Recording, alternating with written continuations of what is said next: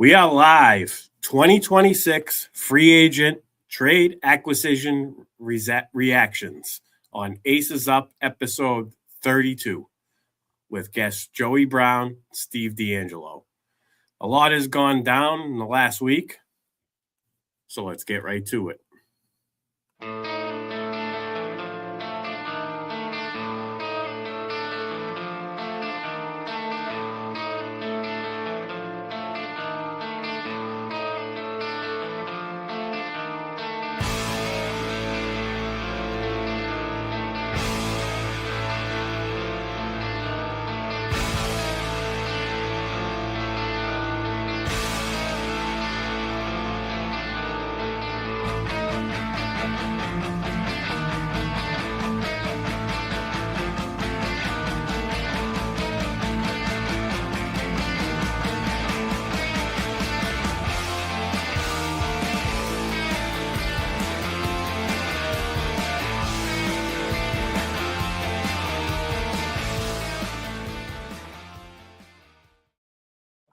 What's going on, everybody? Welcome to Aces Up, episode 32.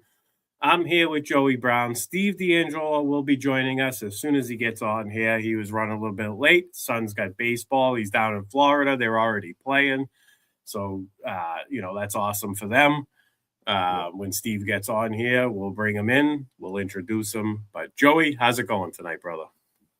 Ready to talk a little football. I've not talked in a few weeks. Been playing some fancy baseball to clear the mind from last year, so we're ready to go. This is a big piece of the puzzle, and still got to wait for the draft to happen before we can put everything together. But this is a fine way to get started in the season. Nice. Shout out to Pete and Mason in the chat. Appreciate you guys tuning in. Absolutely. We're going to cover some 2026 NFL free agency. We're going to go over some trades. We're going to discuss the fantasy impact. We're going to start with the big news that just came across. Max Crosby's deal voided, basically, because he failed his physical. The Raiders get their first-round picks back. Actually, the Ravens get their first-round picks back. What do you think? What do you think caused this, Joe? You think it had to do with the knee surgery or on Max? Probably has to be. Right. That's what he had knee issues. He missed last 2 or 3 games of the season. They shut him down pretty much. He didn't want to be, but right. And we know he had surgery on the meniscus. I mean, it's pretty routine surgery. I know I have 2 disintegrated meniscus that I've put surgery off. I've done cortisone shots. I mean, I don't play football at the NFL level, but I do play in an over 30 hockey league, and I still keep going. Right. it's not professional level sports, but yeah, it is kind of odd in how good he really is. But they still don't take a risk. Maybe they work out something else for a lower pick or something, because he's too good of a player, too good of a talent not to just to turn your back on him. That's kind of, I'm sure there'll be more come out from Schefter or Ian Rappaport. There'll be more come out from the story. Oh yeah, there's got to be more details to come for sure. We're just going on speculation now. I mean, we know he had knee surgery, and I mean, I don't know what else it could be. But yeah, so now that we got that out of the way, what do you think, Joe? We should go team by team, keep it simple. That way, when people re-listen to the broadcast, they know we're going in alphabetical order, team by team. They can scroll through what they want. I think that's probably the most convenient way for everybody. So I'm looking at, be honest with you, I'm sitting here looking at CBS NFL Tracker. It keeps it up with. Yeah. That's basically what I use too. CBS Sports is pretty up to date with the stuff. They are. It's good. We'll start with the Arizona Cardinals. We know they signed linebacker Baron Browning to 2 years, $15 million. Safety Joey Blunt, 2 years, $4.75 million. Offensive lineman Evan Brown, 2 years, $11.5 million. Wide receiver Zay Jones re-upped for 1 year, $4.4 million, and safety Aaron Brewer 1 year deal. Or they retained those guys. They signed Josh Sweat, 4 years, $76 million, edge pass rusher. Defensive tackle Dalvin Tomlinson, 2 years, $29 million. Quarterback Jacoby Brissett, 2 years, $12.5 million. It looks like he's going to be the starter. This is good news, great news for Trey McBride, in my opinion, as well as Michael Wilson, for that matter. 2 big winners there, in my opinion.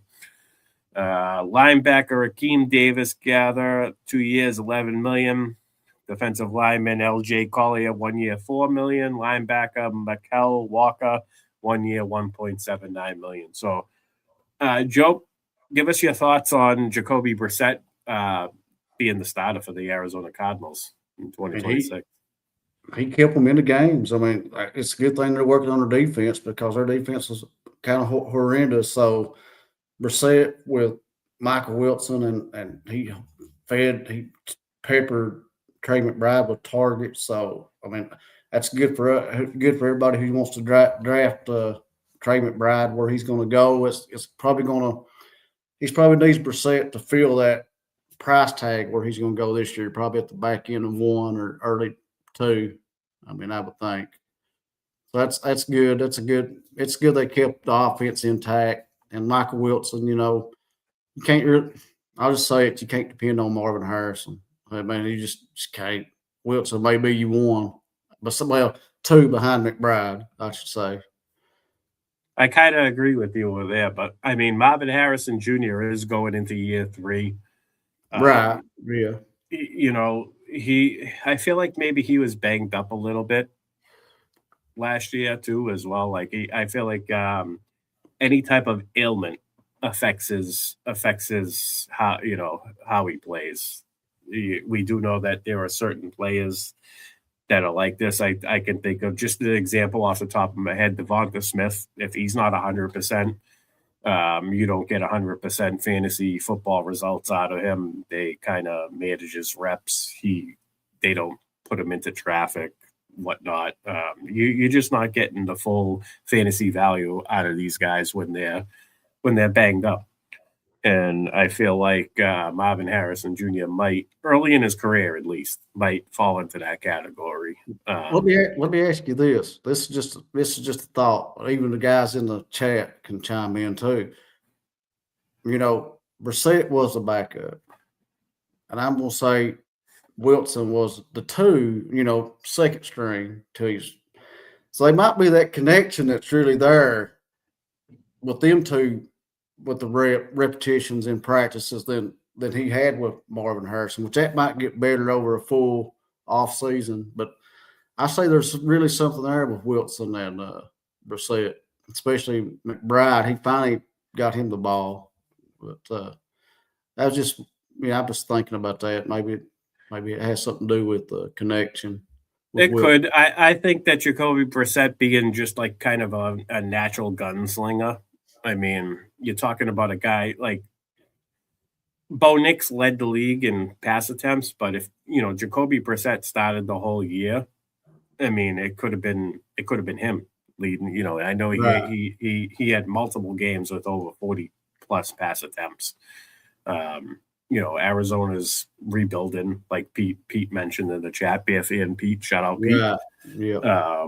They could be playing from behind again in a lot of games. They no longer have James Conner.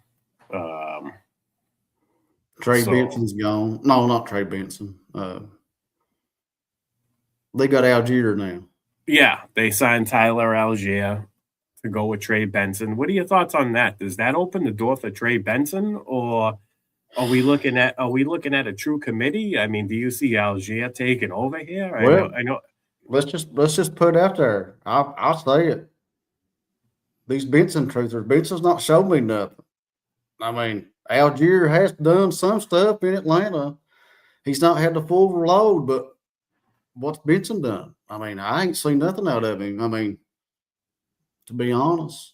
I mean, he was one of these guys we all hope for, draft later, pick up, or waiting on when he was hurt or whatnot. But I don't think they would have signed Algier if they had a lot of trust in Benson. They could have went with Benson and say, okay, Connor, you got to step back. You just go be a little bit, change of pace back, come in.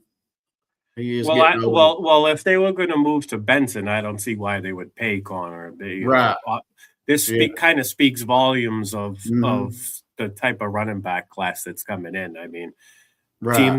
teams are willing to already jump at and pay Tyler Algier over maybe waiting for the draft and seeing what happens there, maybe picking up some of the rookies. But I mean, from what I've heard so far, the running back room, the running back class, I should say, from 2026 is kind of subpar. So it doesn't surprise me Right. that Algier was a hot commodity on the free agent list this year. We got a Geno to the Jets comment. Yeah. They have Chip 352. Yeah, well, we like it. We like it for fantasy. Sling it around, Gino. He might get picked off 2 or 3 times, but he'll throw you 300 yards, 2 or 3 touchdowns. What a fucked up. Sorry to swear, but what a fucked up organization, huh, Joe? They had Geno Smith initially, then they had Sam Darnold. They let Sam Darnold go. He won a Super Bowl. They had Aaron Rodgers. They decided they didn't want Aaron Rodgers. He went to Pittsburgh, made the playoffs. And now they're with Geno Smith. Geno Smith went to the Raiders last year and kind of made them worse. I'm not going to lie. And now the Jets are like, all right, we'll take Geno back. We'll roll with Geno. He's just a little bit. He's just a little bit better thrower than Fields, of course. But I mean, they have somebody clean the rock, keep Garrett Wilson happy. We'll get Steve to talk about that. Steve have to talk about that too. Yeah, we're still waiting for Steve. We'll be patient for him. Bad general managers and ownership. That's right, Pete. I mean, bad organizations stay bad for a reason.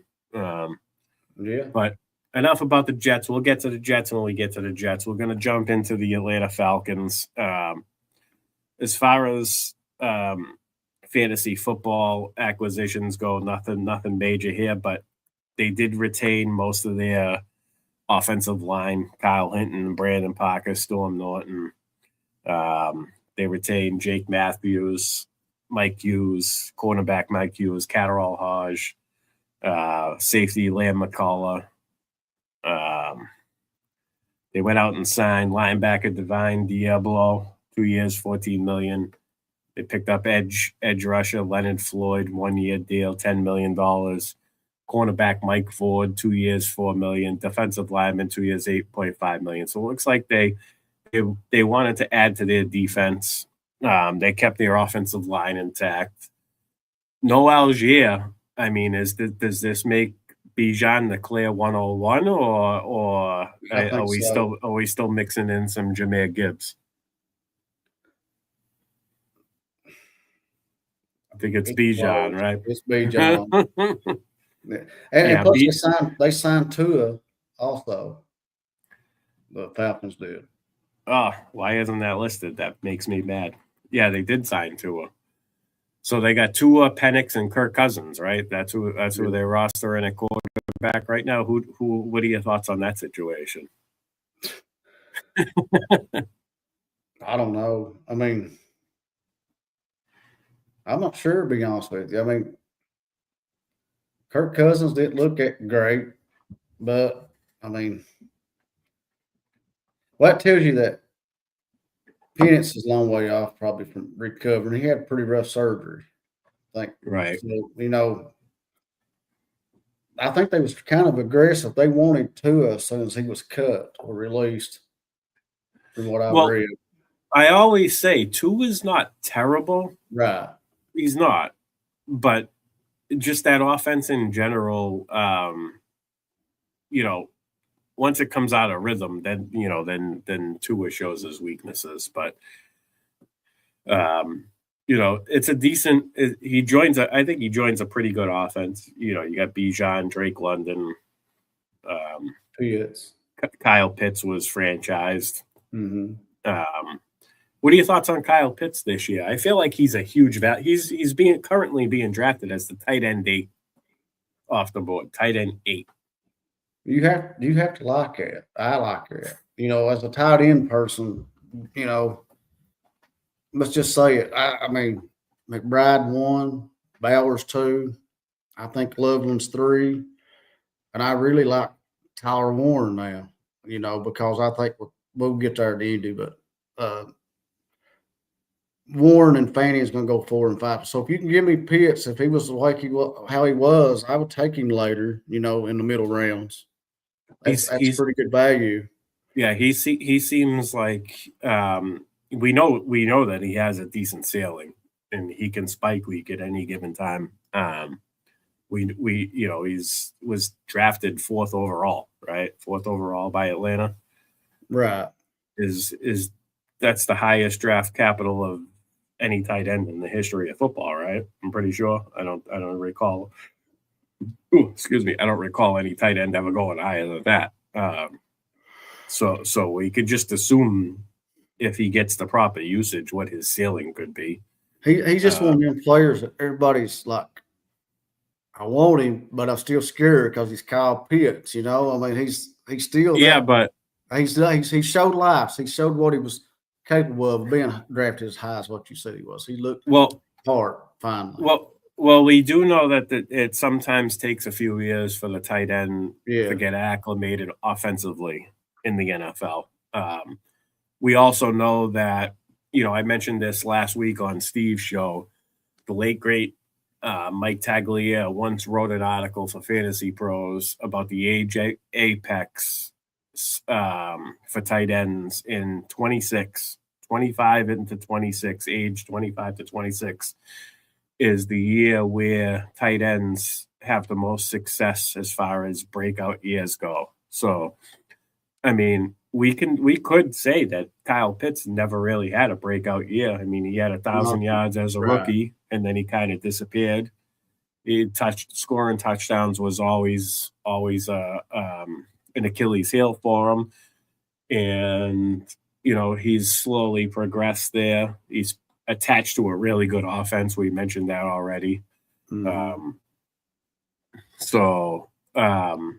If he gets more volume and really becomes a piece like a focal piece of this offense, I mean, tight end 8 is great value. It is. Yeah. It really is. You don't have to burn that early pick on a premium. I'm not saying he's going to come close. He could come close to matching Trey McBride and Brock Bowers' consistency. I mean, but the spike weeks are there. I mean, and he's attached, like we mentioned earlier, he's attached to a good offense. The team's not necessarily a powerhouse, so the game scripts could end up looking really well as well. So. Kyle Pitts is a guy I'm definitely interested in this year as of now. I mean, we'll see what happens during the draft and throughout the rest of the offseason and if he stays healthy. But so we got a question in the chat from Chip 352. Normally I would wait till we get to Tampa Bay, but Tampa Bay.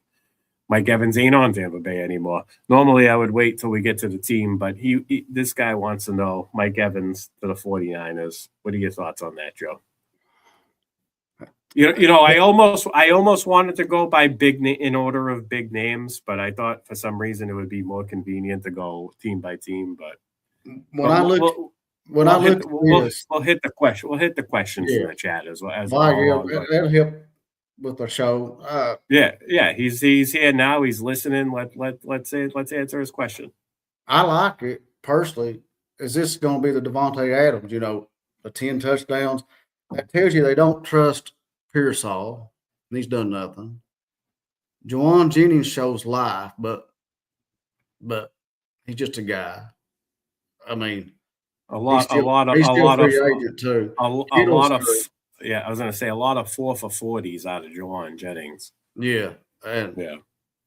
So really, to me, and a guy I'm gonna give a shout out to our buddy Gamberg that I've talked about a lot is me and him's talked Evans and Jake Tonjes. That's if I'm waiting on tight end, that's my guy. And like when he's out there, when Kittle's not out there, he produces. I like Tonjes a lot, especially these best ballers. If you can get him in, I think he's going. It depends on how late Kittle, but I do like Evans. We'll go back to that. Let's back to the question, but I like Evans a lot out there. I think he can give you 10 touchdowns as long as he stays on the field, as long as he stays healthy. Right. He's got to stay healthy. I do like the addition because they are going to have red zone, outside of CMC and Tonjes, they do need red zone options. Mike Evans certainly provides that. Juwan Jennings was pretty good in his own right, but Evans clearly an upgrade. Absolutely. Chip says he wants to be on a Super Bowl contender, obviously. You give up you were supposed to be a Buccaneer for life. You had your whole career there. You had the 1,000-yard streak. Obviously, if you're going to go anywhere, it's going to be a Super Bowl contender. So, and that's kind of odd too, because he did get a ring with Brady at Tampa. He's already got his ring, but he wants one more, I guess. Michael Jordan, quote Michael Jordan, anybody can get one. That's right. Come and talk to me when you get two. That's exactly right. That's it. That's what he used to tell everybody. I did hear somebody say that on the radio or something. They said this could be the Devontae Adams, of this year. Of 2025, but this year, yeah. Yeah, I could see that. San Fran's one of very few teams that uses a fullback too, so that completely condenses the offense. The eligible pass catches, it's great for when a team uses a fullback, it's great for fantasy football because it condenses the offense. Yeah, it simplifies it. You got CMC, you got Mike Evans, you got Jake Tonges, you got Ricky Pearsall. It's if you understand formations and eligible pass catches, guys on the line of scrimmage, then you understand, how important the fullback is as far as fantasy football goes. So, yeah, I totally agree with you, Joe. He could be close to this year's Devontae Adams. He stays healthy for sure. Right. Yeah. And Purdy in his own right looked pretty good down, until he went into. He got beat in Seattle, wasn't it? That's who they got beat out in Seattle, but he was pretty good. He got most of his fantasy points down toward the end of the year and in the playoffs. So that's a good offense. Purdy's capable. I'll be the first one to admit I'm not the biggest Purdy fan, but he gets the job done. They were probably right to stick with him as their quarterback. Capable starting NFL quarterbacks are hard to come by. He runs that system good for Shanahan. I was just gonna say, and he, if it ain't broke, don't fix it. So the team's always been a Super Bowl contender with him at the helm. So can't knock him for that. No. All right, so Baltimore Ravens. We'll jump to Baltimore. They lost Isaiah Likely. What does that mean for Mark Andrews? Are we? They lost Kohler too. He left. The other time. Yep. They signed Cooper Rush to a 2-year, $12 million backup deal. Obviously, D Hop is going to be back for a year. They signed linebacker Jake Hummel. They retained Ronnie Stanley. They gave him a 3-year, $60 million extension. Patrick Ricard, fullback, Ben Cleveland, Tylan Wallace, wide receiver, all retained. Nothing really fantasy relevant, other than Isaiah Likely leaving the picture. There really isn't too much to discuss here. Not till we really see what this new offensive coordinator. They lost their Monken left, gone. So we really don't know how this offense is going to be. It looks like it's kind of condensed, like you said a while ago. Flowers, Andrews, Henry, Lamar. Lamar, yeah. You know, we really got to wait and see what they do in the draft. But like I said, we got to see what this offense OC is going to do to give us an idea. But it is good news for Andrews. I mean, 2 tight ends left the building, so. Right. The issue was always has been with Mark Andrews is being available. So, BFM Pete says it's going to be interesting what they do with Lamar. Are they gonna hang on to Lamar? Are they gonna shop him and go into full rebuild mode? Ooh, excuse me. I mean, are they still Super Bowl contenders currently? Do you view the Baltimore Ravens as a Super Bowl contender currently, Joe? That's a tough one. That's a tough one. I mean, if you go by division, I still think the Bengals and the Ravens is the 2 top teams in that division. So you still got a chance to win that division to go through the playoffs. So you have to say they've got a path to get there. But, you know, it's just what Lamar are you going to get? You know, he didn't handle the hamstring injury real well last year. He's really never dealt with that. And like I said, the new OC, we'll see what they're going to do in Baltimore, see what's going to happen, like Pete's saying. You know, it's going to be interesting to see what or like you said too, if they get rid of him. You know, you never know in the NFL.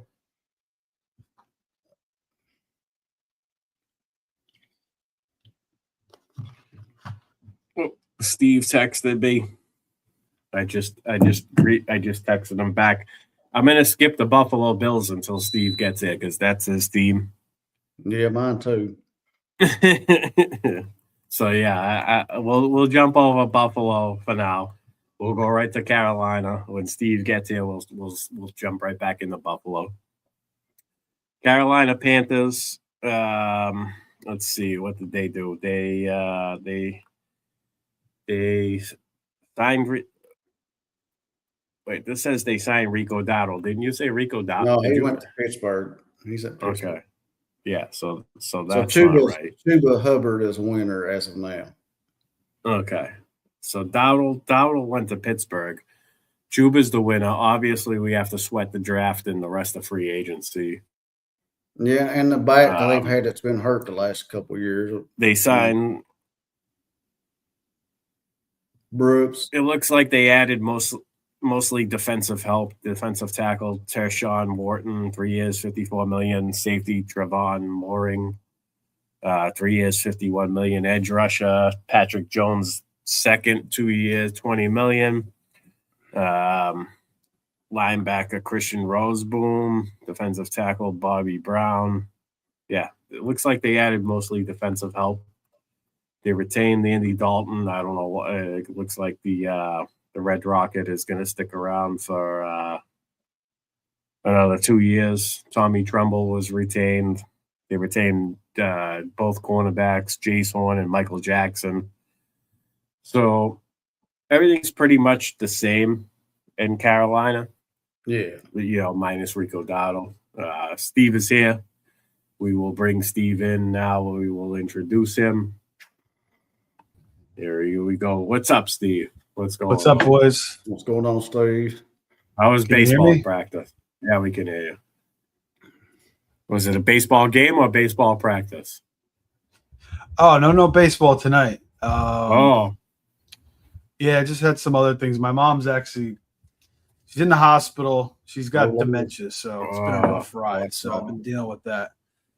But I'm here to talk some football, get my mind off some things, and let me just see if I can get my my speakers going here. You guys can talk amongst yourselves while I kind of. All right. We'll keep going over Carolina. So Joe, you like Chuba? Yeah, Joe, you like Chuba? All right. Yeah, I do. I liked him last year, but he hadn't got hurt. He'd have kept that job all year. But I like him. Especially an RB guy. I mean, if you go wide receiver heavy, he's perfect built, I think. So he's on the contract for another 2 or 3 seasons, right? I think he signed the 4-year deal last year. He had a big deal. Yeah. Yeah. They signed him for a while. And I'm not crazy about the Brooks kid that's been there. He's been hurt 2 years in a row. So, I mean, I guess we could buy low on Brooks and Dynasty, but I mean, his redraft, his redraft value currently, until we see him in some sort of preseason action, we get some positive vibes out of training camp and whatnot. I mean, we can't put too much stock into him, right? right. All right, Steve, you all set over there, brother? Yeah, I'm good to go, man. All right, we're gonna jump backwards to the Buffalo Bills. I skipped them because you weren't here. Oh, okay. We're gonna go, and you and Joey are the Buffalo Bills fans. Me, am not. I'm more of a Josh Allen guy, but when when you support Josh Allen, kind of you get accused as like a complete Bills fan. So I know. You and I have gotten into it a little bit over Josh. Well, this goes back. Anthony and I used to get into all the time about Josh Allen. Even Matt, I don't know if you remember Matt, who used to be on the show, and then even Hoff, same thing. Hoff's, he's a Josh I love Josh Allen. I always have. He's my favorite player. Hoff is an elite quarterback snob, worse than I am. I thought I was bad. He rams that point home all day long. Can't stop doing it. Yeah, so I'm going to give my thoughts real quick because I'm a Buffalo Bills hater and a Josh Allen hater. But naturally, it makes sense. But I seen what the Patriots did to the Patriots bring out the worst in Josh Allen since he's been in the NFL. So I see the weaknesses in his game. What about the perfect playoff game he had against them? Who's that? Josh Allen? Yeah, against the Patriots. The one game. Yeah. Well, you know what? I'm a DJ Moore truther, and I can tell you right now, this is going to revive. And I can't even say you can say revive because Josh Allen hasn't had a terrible career. Buffalo Bills have the upper hand on the New England Patriots currently, right now. I hate to say it. DJ Moore was such a good addition for them. Josh Allen absolutely needed a true number one wide receiver. I'm not saying he's like alpha because he's never been an alpha. He the most he's given us is 9. I think he had 91 receptions. He had Justin Fields at quarterback, if I'm not mistaken. I could be wrong about that. I'm just going off the top of my head. I'm not looking at any stats or anything like that. But we know that he's been in the 55 to 79 reception range. So we can't say he's an alpha wide receiver, but not a big red zone guy either. No, but he does score touchdowns. Yeah, he does. I mentioned it last week on Steve's show. I think 9 touchdowns is a realistic number, a realistic ceiling for him this year. And it wouldn't surprise me if he went over that.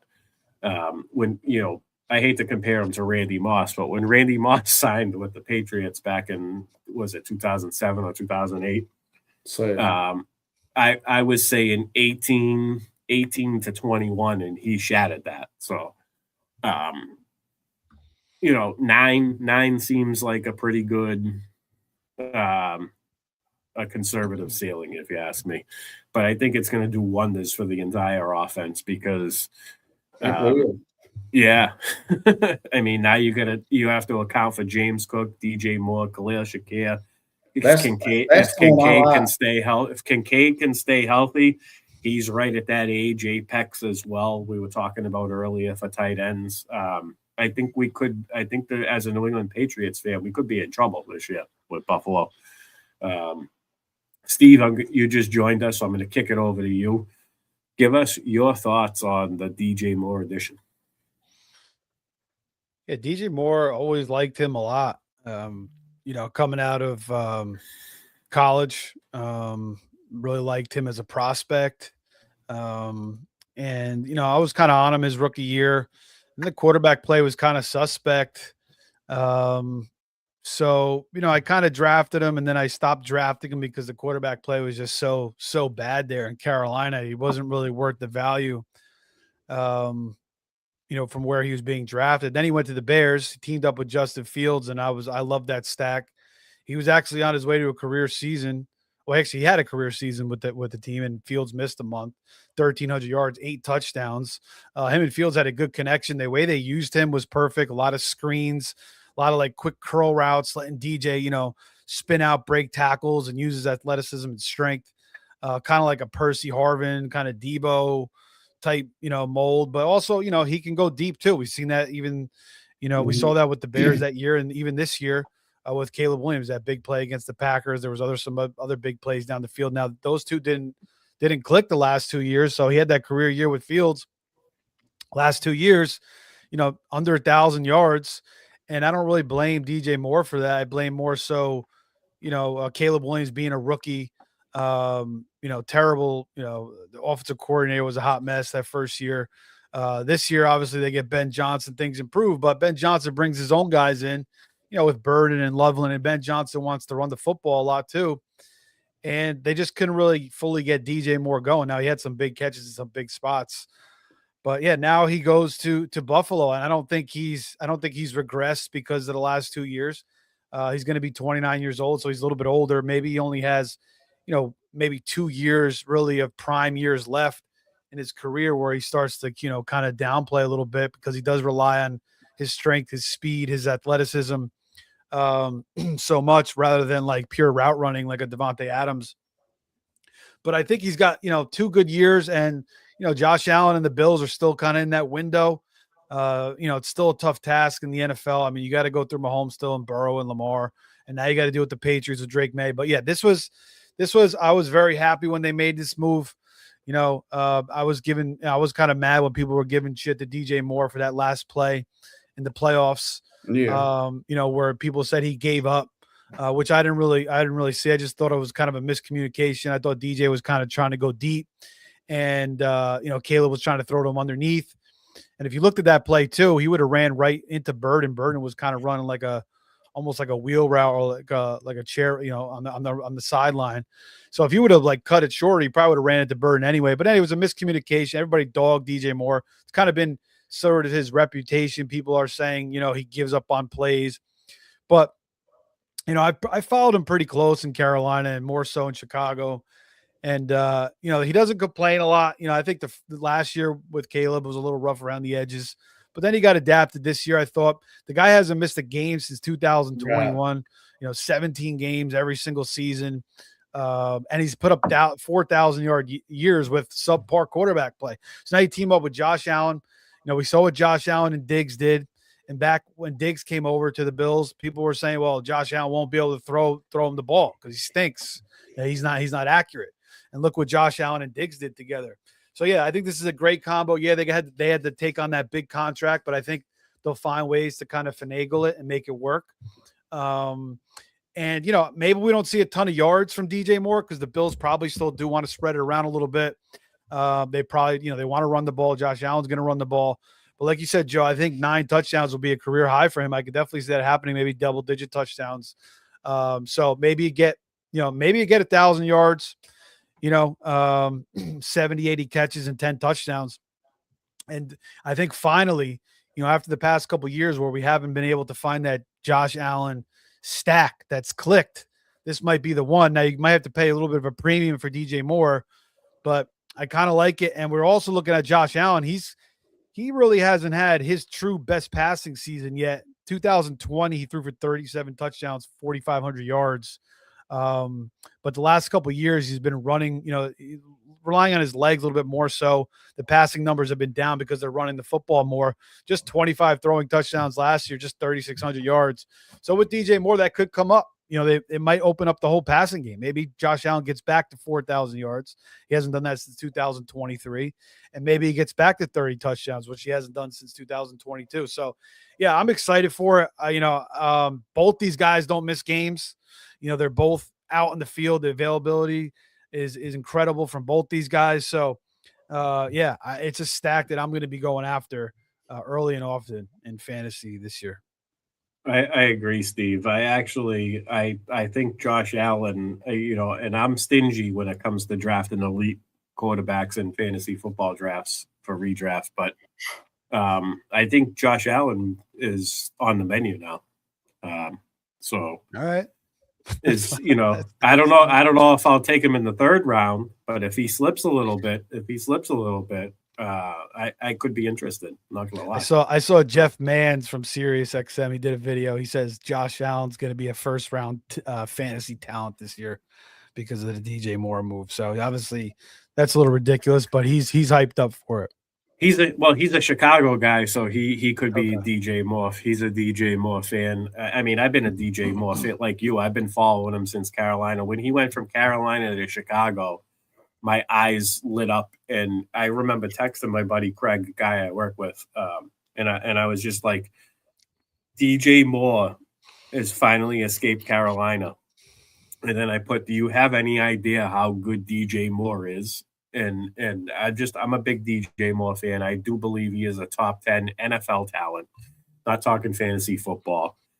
He's a great wide receiver. You can line him up. Bear fan Pete mentioned earlier in the chat. You can put him all over the field. He's one of those guys that moves around. He's great with the ball in his hands. Yards after the catch. He's been top 10 in multiple seasons. Not this past season, but seasons before. He's a great run blocker. He for those who say he lays down on plays, he didn't lay down any running plays last year. I seen him blocking his ass off. So as far as an NFL wide receiver goes, I think he's outstanding. So great addition for Buffalo. Joey, you got any thoughts to add, man? No, y'all hit it on the head, but I will say this though.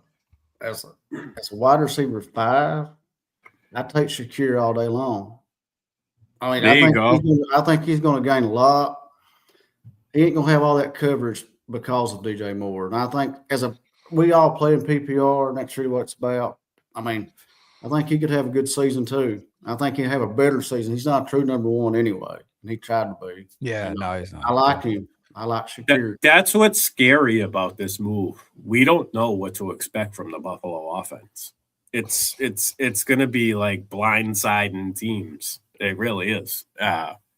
So, you could be a real good flex. I mean, on your bye week fill-ins or fill-in wide receiver 3s. And then if Kincaid can manage to take a step forward and stay healthy, like we know that playing through contact has been an issue for Kincaid. So if he can stay healthy and they use him properly, because he's been their top red zone option the past 2 years. If he can stay, and then Kincaid's got to stay healthy. Yeah, he's got to stay healthy. I think this move definitely kind of nukes Keon Coleman. I was in on Keon Coleman's draft value. He was going at the end of draft. I still think he's worth a late round flyer. You're basically free in drafts. If it doesn't pan out, you can drop him. But I think it definitely hurts any type of Keon Coleman breakout. And like you said, Steve, the Buffalo wants to spread the ball around. So there isn't going to be any alpha wide receiver. Josh Allen is the alpha, so to speak. And everybody just kind of branches off of him. So yeah, I mean, we did see it with Diggs, and it kind of fell apart a couple seasons ago, the year before he went to Houston. That first half, Diggs had a big year with Buffalo, and it wasn't really working. Their offense wasn't really working. They fired Dorsey, and they brought in Joe Brady, and Joe Brady kind of changed the offense. Yeah, he made James Cook a focal point. He made James Cook a focal point, and they started spreading the ball around more too as well. So, like you said, I think DJ Moore, the touchdowns should be up. He'll be more of a focus, more so than any other receiver. But I don't know if we can expect true monster numbers unless they really just find something within their passing game, which could be possible. But the one thing Joe Brady loves to do is those screen routes. I mean, people, even me, I bash him for it's like 3rd and 7. And he's throwing like a screen route behind the sticks. I'm like, what are you doing? Sometimes it works, but it's just frustrating, So with DJ Moore, they're going to be doing that a lot. He's going to be catching a lot of screens, and that's kind of his specialty. Get him the ball and let him create, and he makes big plays. Now he may have lost a little bit, maybe a little bit. We'll see. But I still think he's pretty explosive. And again, he's always out there on the field, Durable, which is huge. Yeah. He plays through injuries. I mean, people were saying he was playing with a concussion in that NFC Championship game. So, all right. So we covered the Buffalo Bills. We're going to move on to let's see, Cincinnati Bengals. Yeah, because we did Carolina. Or Chicago. Or Chicago Bears. Let's see, Chicago Bears. Nothing really fantasy relevant. Mm-hmm. They traded for an offensive lineman, Jonah Jackson from the Rams. They added offensive guard Joe Tooney from the Chiefs. So it looks like they added some offensive line help. I think they lost an offensive lineman. That's probably why. I forget who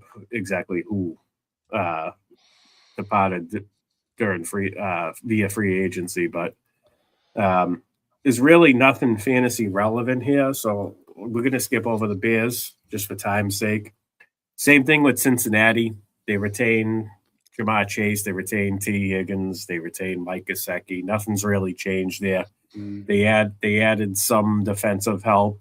They got B.J. Hill, 3 years, $33 million defensive lineman. Added edge rusher Joseph Asai, 1 year, $7 million. They did sign offensive lineman Cody Ford, 2 years, $6 million. Let's see. Yeah, so they retained Samaje Perine. So nothing's really changed with Cincinnati. So we're not going to spend the time on them. Let's see, Cleveland Browns. They traded for Kenny Pickett. They retained Myles Garrett. Again, this looks like nothing fantasy relevant. They signed defensive tackle Malik Collins, offensive tackle Cornelius Lucas. So yeah, we'll jump over them. Dallas Cowboys. They franchise tag George Pickens. Any thoughts on George Pickens, CeeDee Lamb? Are we going to see some more of the same here, or what do you think, Joe? We'll see about the same thing. It's more or less just draft Dak. I don't know which one's going to. You think CeeDee Lamb's the alpha, but I mean Pickens done just as much. So CeeDee's still in the first round. Pickens is like in the third round. And they retained. They signed Javonte Williams back too, didn't they? Yeah, they did. Yeah, and they just signed Sam Howell a while ago as a backup quarterback. So, any thoughts on Jaden Blue possibly emerging, or who's the other one? Phil Maffa. Was that his name? Yeah, I kind of liked Phil Maffa a little bit, but he was just hurt. He didn't really get a chance to do anything. Jaden Blue, I don't know. I don't know how much it's as long as as long as Javante's healthy, it's Javante's job. Yeah, right. But yeah, Pickens, they had to keep him. I mean, he was awesome last year with CD and Dak, really blossomed. So no minor move there. They signed Miles Sanders. I didn't realize he was still in the. They had him. They signed him last year, Miles Sanders. Yeah, he got hurt, didn't he? Yeah, they had Miles Sanders last year. Yeah, so it looks like not much is changing in Dallas either. Mm-hmm. I mean, not too much right now. They picked up Rashawn Gary from the Packers. Yeah, that's right. That was a nice pickup for them. Did you guys talk about Tua in Atlanta? I'm sure you did. You're going in order, right? Yeah, we did. Yeah. You want to chime in on that? I was just wondering. I guess he's going to be the starter, right? I mean, he's going to be the starter over Penix. Penix is like an injury waiting to happen. So Tua's going to be the guy. Kirk Cousins is gone, right? So Penix might not be ready, regardless. Yeah. I was telling Joe, I was like, I don't think Tua is terrible. No, I mean he's stepping into a good offense. How good that might be for Bijan with Tua. I mean, it just might be like 8 chance. I mean, he's already good for Bijan regardless, but might even be better. He might catch more passes now. Yeah, no Algier either. So we were talking how Bijan is probably the clear-cut 101. Yeah, I think so in too. redraft leagues. Yeah, I think so. I mean, the quarterback situation could be a little spotty, but I think the fact that he's just going to be so huge on the offense, catch so many damn passes, I like it. Yes. Yeah. I agree. Yeah, then Algier with the Cardinals, obviously that's a good sign, but it just messes things up because they're bringing back Connor, right? And then Trey Benson. So that's a crowded backfield. That's going to be interesting to see how that shakes out. Yeah. I don't think it's good for anybody there. Yeah. Yeah, I don't know. We're going to have to see that plays out. I don't know how that's going to work out. I do know that with Brissett, we talked about it, Brissett being pretty much named the starter already. It's great for Trey McBride and Mike Wills. Oh, yeah. Yep. All right. We're going to jump to Denver Broncos. Let's see what they did. They retained Evan Ingram. They kept JK. RJ Harvey. Pretty much everything's the same. Everything's the same. Oh, do we get any more consistency out of Bo Nix in year 3, or what's your thoughts on Bo Nix, Joe? I know you're a Bo Nix truther. You got me on Bo Nix last year. He's a great best ball guy, but he's one thing I noticed last year. He's a maddening to roster and redraft. When do you start him? When do you bench him? Right. I mean, that's a tough one. I mean, offense is kind of, Sean, you would think with Sean Payton, offensive guru, and then, he had Courtland Sutton and a passing out of the backfield. I mean, he was good. He was good. He's a good fantasy quarterback, I thought. Like you said, he's tough to redraft. Best ball, he's better. I missed on that. I was big on him. I said he was top 10 fantasy quarterback last year before, and I think he finished 9. Still, he finished 9th, but redraft, he was just hard to predict. I mean, he was. I mean, it was. I was all in on him. I thought he was be a good value where he was going. You know what a lot of the problem is, Joe, I think, is how stout the defense is.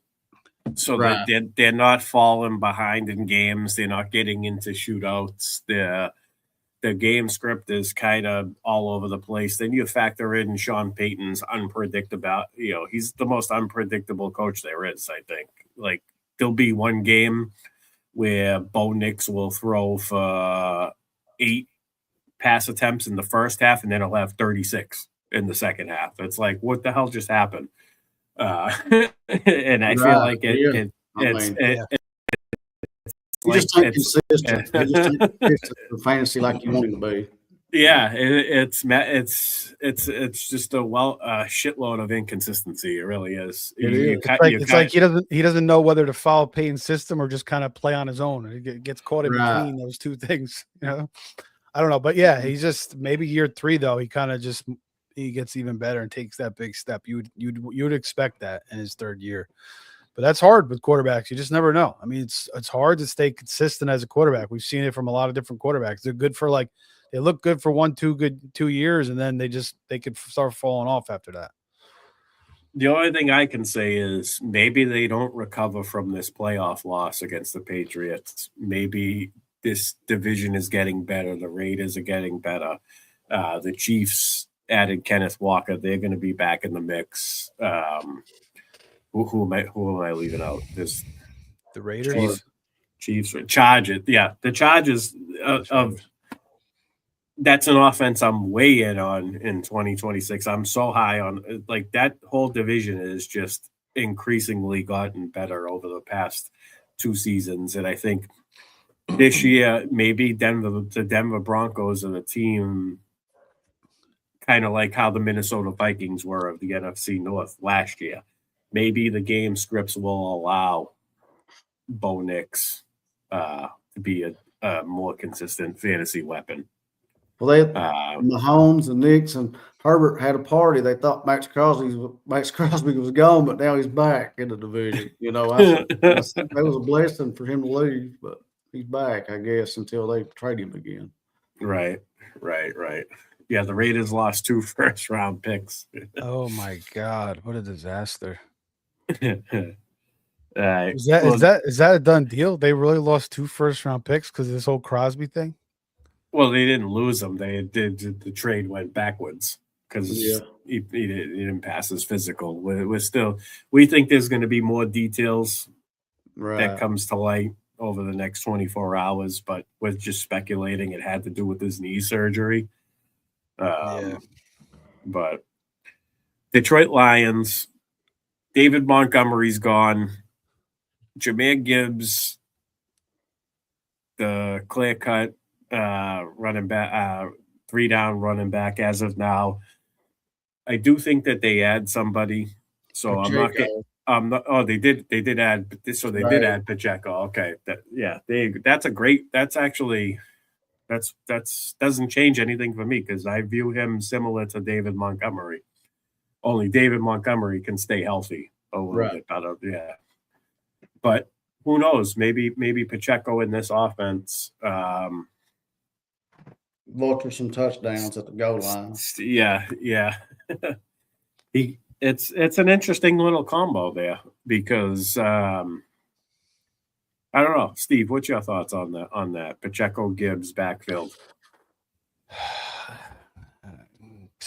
I don't know, man. Pacheco is like he's an all-out effort player. He's going to be, I don't know if the Denver offensive, the Lions offensive line is going to be as good as it has been in the past.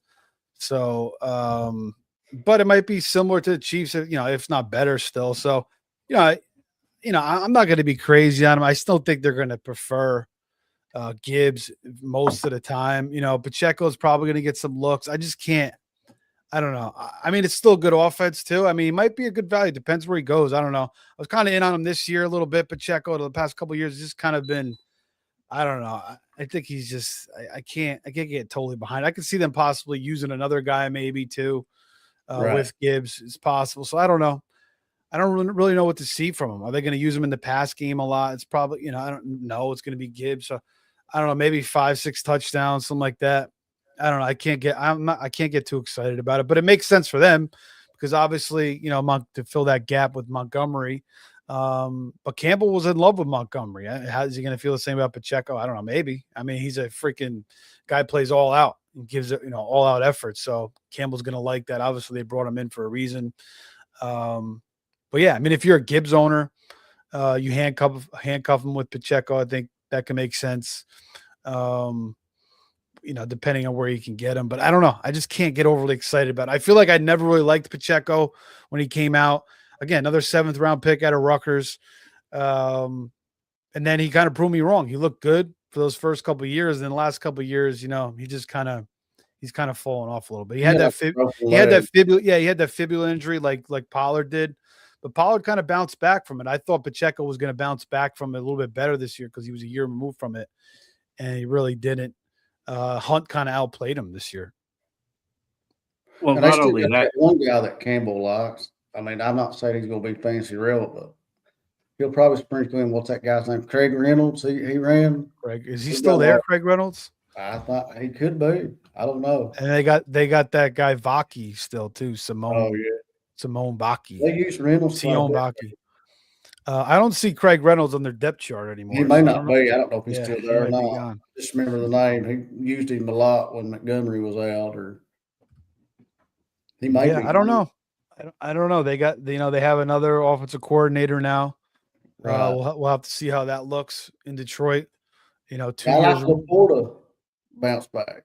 I feel like Craig Reynolds has been one of those guys where they keep in their back pocket. We're going to leave you off the roster so we can add guys, but then when the season comes around, we might toss you in there on the 53-man. Come on back, Craig. Yeah. So yeah. All right, let's jump to the Green Bay Packers. Let's see. Not much going here as far as additions. They added offensive guard Aaron Banks, 4 years, $77 million. So that's a significant addition for the offensive line. Cornerback Nate Hobbs, 4 years, $48 million. They retained Brandon McManus. We found out today Romeo Dobbs going for the Patriots. So, Steve, we'll ask you first. What are your thoughts on the Green Bay Packers pass catching room? Tucker Kraft coming off of season-ending injury. We have Matthew Golden entering year 2, and Dontavian Wicks looming in the backdrop, and just this whole offense that where pass catchers don't get over 80 targets.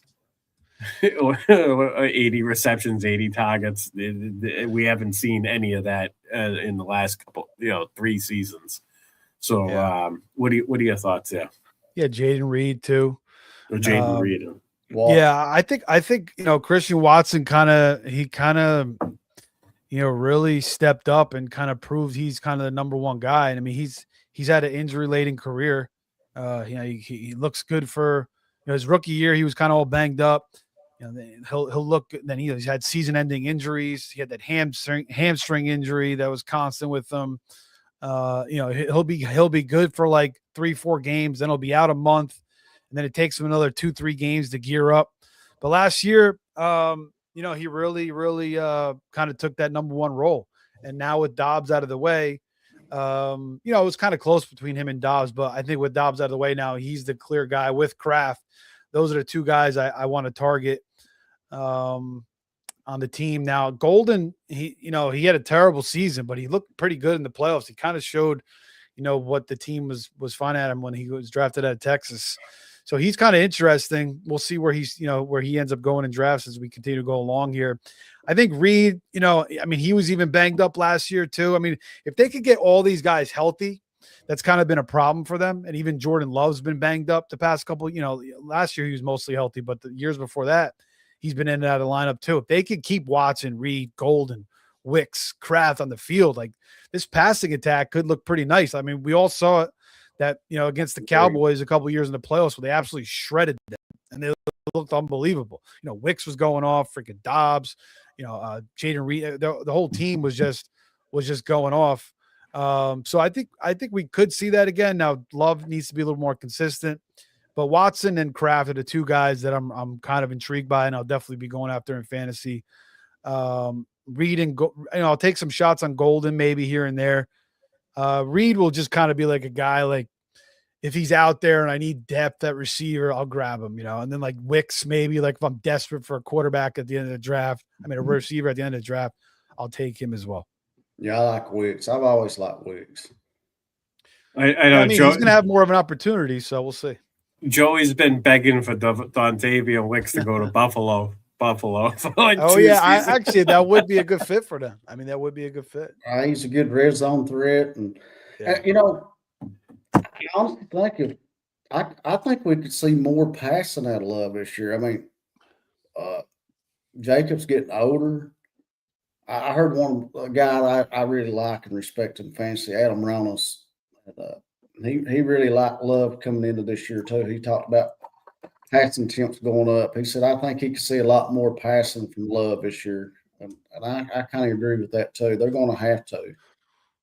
Like I said, Jacobs is he 29 or 30? Is he getting up there? It's 28 maybe. Jacobs? He's close. He's like, yeah. Regardless, he's got to be over 1,000 carries for sure. Yeah. They're going to start using Love. That's what they paid him for. I mean, they're going to start opening that offense up. I do think Love, Kraft, if he's healthy, he's the number one. Watson's got all the tools to be a stud wide receiver. And then, like I said, I think the other ones, like you all said, they're just Reed's got talent, Golden's got talent, Wicks has got talent in his own right. It's a fun offense if they just use it. Not just that, it's a good fantasy football division from top to bottom. I mean, you would like to see some shootouts in that division fantasy wise. Right. I was just gonna say it's a gauntlet of a division, so you could see pass attempts definitely go up. I mean, Steve, Love had that 2023 4,200 yards, 32 touchdowns. Mm-hmm. He finished his rookie season real strong. I will say that, and we all got hope into the next year, and then it carried over into last year. Maybe 2026 is the year Jordan Love becomes a great value in fantasy drafts, because I mean, I don't have it up.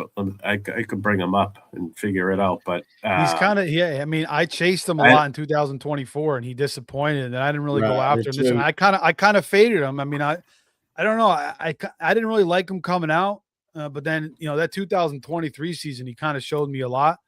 And then I was on him, and then he faded out, and I'm kind of off of him. But I do think if the whole team could stay healthy, including him, then it could work. But you're kind of banking on everybody staying on the field. It's just kind of been of an issue with the Packers, but they do have a ton of good weapons there. So, it could be a good value there. I just, could he get back to 30 touchdowns and 4,000 yards? Yeah, I think he could. Right. He's currently being drafted as the QB 22. That's insane. That's FFPC 80. Wow. Oh, really? Pretty good. Yeah. Yeah. Let me I would still want to, get another. Obviously, you want to pair him up with somebody else, but he could work out as a good late value.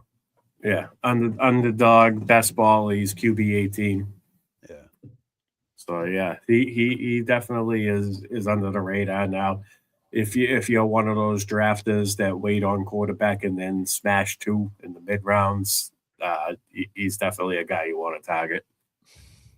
Yeah, he's kind of like what Herbert was last. Herbert was free for me everywhere. I mean, he was 15th, 16th round. I mean, I took a chance on him. He was good. Steve, remember when we accidentally drafted Herbert? when we timed out and the auto picked? Yeah. And he ended up being our starting quarterback the entire year. He was our best quarterback. We had 3 quarterbacks. He was our best one. we had Justin Fields, and who was the other guy that we took? I forget, but I think it was McCarthy, actually. McCarthy. Yeah. So those were 2 shit quarterbacks, and Herbert worked out. Yeah. All right. So on to the Houston Texans. They trade for David Montgomery. This pretty much sums up Joe Mixon's future in the NFL. I don't think he has much of a future.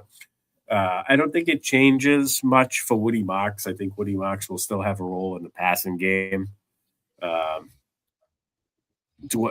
Obviously his red zone, he ain't going to have any red zone carries. The goal line red zone is going to be David Montgomery, in my opinion.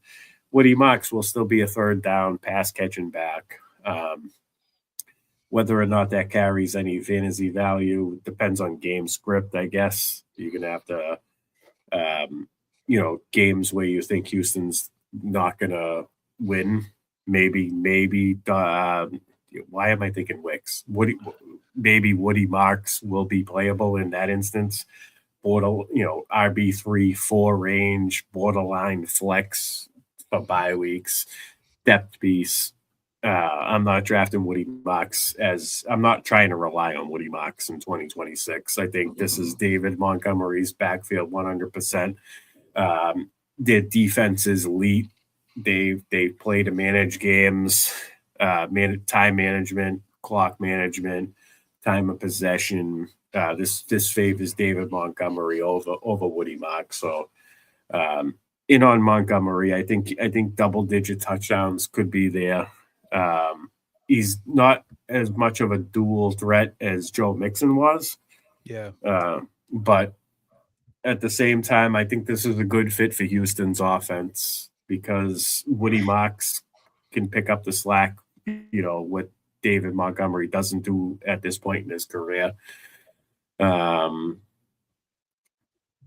then you got Tank Dell.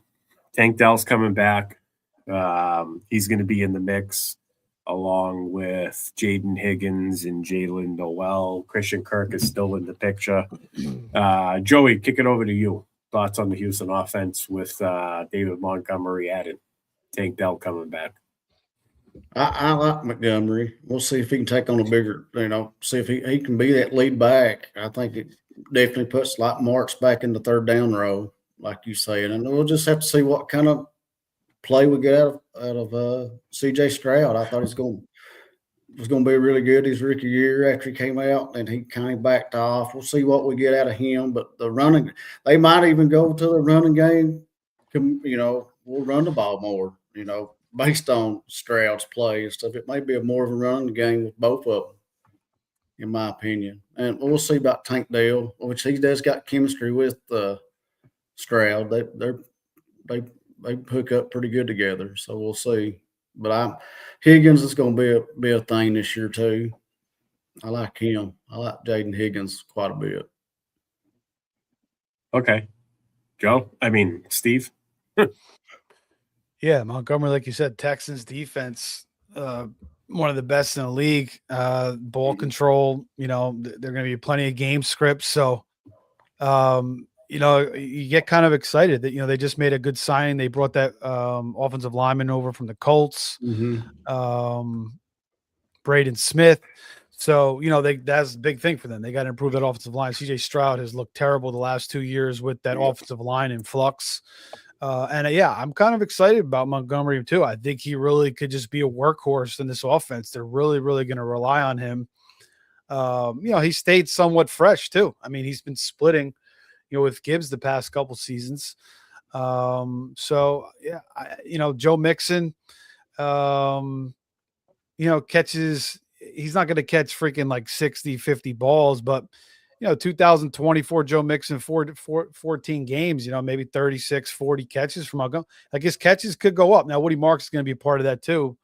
But, they might like to use Montgomery. He might shine a little bit more, just catching some easy passes and just, kind of using his ability. So, yeah, I think Montgomery I'm going to be in on because the game script is going to be nice regardless if Stroud even sucks again. Right. But you'd expect the offensive line they're going to continue to build that. They'll work on their offense. Joey, you touched on some of those guys like Higgins. I think he's going to take a step up. They get Tank Dell back at some point. Their offense is going to look a lot better. If they start to actually use Jalen Noel a little bit more, forget about Xavier Hutchinson so much. He hasn't done anything really. I mean, he's been okay, but I like Montgomery. I'm going to be as long as he's not overly pricey, I'll have a decent amount of him, I think. They also added a New York Jet, Braxton Berrios. too, right? He was on the Patriots too, wasn't he? Berrios? Yeah, he was. You're right. Yeah. That's funny you said it. Typical Patriot. I think the Patriots drafted him actually. So regarding David Montgomery's ADP, before the trade, he was going between pick 90 and pick 99. After the trade, he's jumped up to between 55 and 63. Wow. Are we in on David Montgomery at the 5-6 turn? If I'm a wide receiver guy, yeah, I'll take that. Like I am, I'd go wide receiver heavy. So that's a good build for a guy, person who goes that way. Right. Zero RB. Yeah, or if you want to make him your second running back, right? You can do it too. Yeah, but yeah, if you start receiver heavy, maybe you grab a quarterback or a tight end, you want to make him your RB1. You could do that. Yeah, you just got to keep building the right way, but it could work out. Yeah, right. I feel decent about it. There, I think that's a pretty fair spot for him.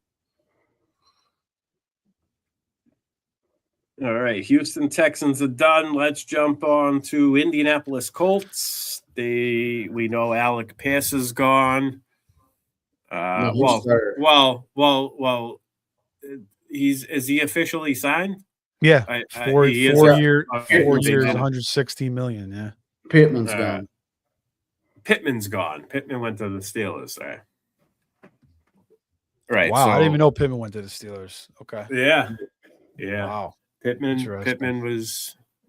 Yeah, you're right. I believe he was traded to the Steelers. Oh, that really opens up things for Pierce big time. Yeah, I was just gonna say, how do we feel about Alec Pierce being de facto wide receiver 1 here? I mean, Tyler Warren's still in the picture. Jonathan Taylor's still there. That's who I'm I do have Warren. I like Pierce. Is he that position type of receiver going to be the alpha? But now he relied on a lot of big plays. It's hard to duplicate. But I mean, you still have to like him. He's going to get targets, but I think it opens the door up more for Tyler Warren. For now, we got to see what happens. We got to see what happens in the draft. Yeah, and the rest of the free agent period as well. Mm-hmm. I feel like they're not done making moves or adding wide receivers, I should say. Pass catches. Yeah. Yeah. Pierce, man, he caught my eye 2 years ago. I wasn't really so high on him coming out out of Cincinnati. But 2024, like when I saw him burn Stingley on like a deep post route, Richardson threw like almost fell down through like a 60-yard bomb. I remember that play. And then they did it again. Like there was 2 huge connections. That's what caught my eye. I'm like, wow, like this guy actually can play. And I picked him up in a million leagues. They didn't do anything for like 5 straight weeks. So I cut him. And then he went off again for like another 150. But that's what he did in 2024. He would, go off for like 120, 130, not do anything for a month, and then do it again. Caught 37 balls for 824 yards, 7 touchdowns. Then last year, just 47 catches, but 1,000 yards, 6 touchdowns. And, he's still pretty young. Reggie Wayne's been kind of talking him up for years. That's Reggie good. Wayne is there teaching him. So he's going to, people start playing him deep a little bit more. Then he could work on his underneath stuff, his underneath route running, short to intermediate stuff. So I think, he'll make that work. And, I think his yards, I think he'll be another 1,000-yard receiver easily. He can get double-digit touchdowns. And the question is, who's going to be throwing the ball? I don't know. If Daniel Jones is going to be back by week 1. I don't know what Anthony Richardson, the guy can't ever stay healthy. I mean, he's got freaking eye injuries. So I don't know if Riley Leonard's going to be freaking throwing the ball. I mean, Riley Leonard actually didn't look terrible for whatever the few starts that he had. I don't know if they're bringing back Phillip Rivers again. I don't know what the hell they're going to do, but yeah, I mean, I'm excited about Pierce. I want a little bit more stability in that quarterback room. Now, if Richardson's going to be the starter, I think Richardson will just wing it to him, and they'll probably connect on some stuff anyway. So I'll take the shot, even if it's Richardson to start. But eventually, it'll probably be Daniel Jones. Once he's fully healthy from the Achilles, he had an Achilles tear, right? Daniel Jones. Yeah. So yeah, I love Pierce, man. I thought the Colts did the right thing by bringing him back. People are kind of bashing it because he's making, $28 million a year. That kind of puts him alongside guys like Terry McLaurin, George Pickens, T. Higgins.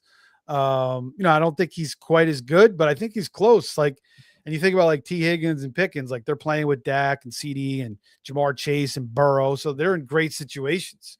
Alec Pierce has never really been in a great situation. And I think he's only going to get better. So I think, the market is always going up. These guys are getting paid so much more money year after year. Like it just gets higher and higher and higher. Inflation goes up. There's more dollars being thrown out the window. So I don't get too caught up on the money. I think Pierce, you want to keep a stud like that in the building. You drafted him, you developed him, you keep him. And they get rid of Pittman too. So it just shows you how much they believe in this guy. And they should really feature him this year, even more so. So, yeah, I like Alec Pierce, man. I'm willing to pay. I'm willing to pay the price for him, even if he gets a little expensive. I'm gonna actually take a quick peek at his ADP, and I mean, it might be a little too soon. Does NFC have their best ball ADP up yet or no? You know what? I haven't even looked, to be honest. Because they started best ball leagues. Right? It is. If there's been drafts, it's on the website itself. You can. That's one thing I love about it. FFC, they post their ADP, with the minimum and the maximum. Yeah, I love looking at the board. The board's great. It's just like it's kind of a unique tool. So looking at Alec Pierce in the last 7 days, so he was around pick 81 to 95 before he signed, and within the last 7 days, he's jumped up to 54 and 63, between 54 and 63, closer to 63 though. So you're talking 5-6 turn basically. Again. Yeah, I'm down for it. I don't think that's a problem for me. Hold on. No, that's wrong. I'm looking at David Montgomery still. Why? I said, I was going to say he's close to Montgomery. I remember you said about that. Alec Pierce. Okay, here we go. Let's correct what I just said. All right. Alec Pierce is going at pick 84. It's in the 84 to 90 range, and it hasn't changed. It's been he's dipped. If anything, he's dipped in the last. Yeah, I get days. Maybe he's dipped because he went back to the Colts a little bit.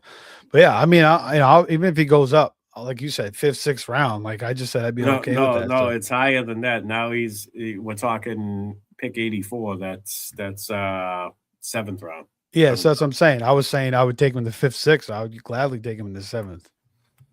Yeah, so he seems priced right. Wide receiver 40. Pick 805 for me.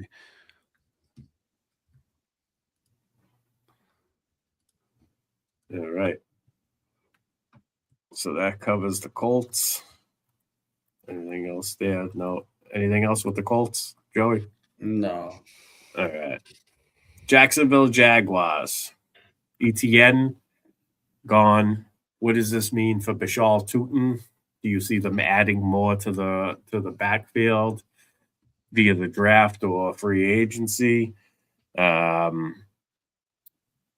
know Brian Thomas Jr. has been linked to numerous trade rumors. Me personally, I don't think he's going anywhere.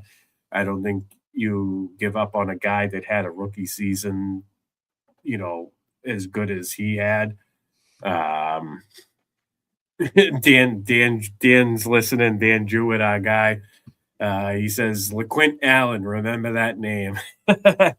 So he's bringing up LeQuint Allen might be in the picture now. And you know what, Dan, I agree with you. I like LeQuint Allen as a player. I do think that opportunity was his biggest obstacle. So if he gets some more run, maybe he becomes relevant. Maybe he becomes a bench stash or a savvy free agent pickup during the season. But Joe, I'm gonna start off with you. Jaguars backfield with ETN out of the picture, and Travis Hunter. We're just speculating that he's going to be more on defense. What does this mean for Parker Washington and why am I drawing a blank? Who's the other wide receiver? Jacoby Myers. Yeah. I like Washington a lot. Break it down for us, Joe. I think Jacoby Myers, he's a possession receiver. He's a good receiver. Parker Washington showed he's the real deal. And I'm like, they have been speculation that Thomas is going to come, but they're not going to get rid of him. They was talking about, there was a lot of teams was interested, but he's coming back. Schefter seems like they're really going to move him. So really, it's going to be a nightmare really to figure out, if Thomas is the real deal. He is a real deal, but whether he shows back up like his rookie year, I've always had a theory. Okay, Myers is good, Strange is good, Washington's awesome. So just draft Trevor Lawrence, get the whole piece of the pie. I mean, he showed he's capable of producing big numbers in that offense, quarterback. But all the wide receivers are really good, and Tutin, as of now, he's a fantasy winner as of now. But that's just one piece of the puzzle to the draft. We'll see what they do. Or still got a couple backs out there that could be signed, but Tutin, he's in a good spot, and Washington's in a good spot. And like you said, we'll see about Hunter. Speculation, he is on defense. That's what they're saying. So. Right. It makes sense. They went out and traded for Jacoby Myers. That's evidence to me. He was a better cornerback prospect as opposed to wide receiver, despite his elite talent on both sides of the ball. I know Coach Craig. Shout out to Coach Craig if you're listening to Sports Affiliations. Coach Craig, he is our rookie expert. And last year, him and I would debate on whether or not Travis Hunter was going to be a wide receiver or a cornerback. And he said, regardless of what happens, he thinks that he is a much better cornerback prospect than he is a wide receiver. So I have to stand on that. I think, I've heard more than one person say that, not just Coach Craig. So it just makes sense there. will they involve him in the offense still? Yeah, I think so. But is he going to be primarily a wide receiver with the players rostered right now with Brian Thomas still being there? No. It sucks for dynasty owners. I there was one team I took him over Ted McMillan. I'm still kicking myself in the balls for it. But I was going by talent. I wasn't necessarily going, and then you factor in Carolina's quarterback situation and just that offense in general. Liam Cohen going to Jacksonville. I don't know. I rolled the dice with Travis Hunter, and so far it's bitten me in the ass. But I'm going to hold on to him. If I'm a dynasty owner, I'm holding. You're not going to really get much for him right now in a trade. The only people winning that trade right now are the buy lowers.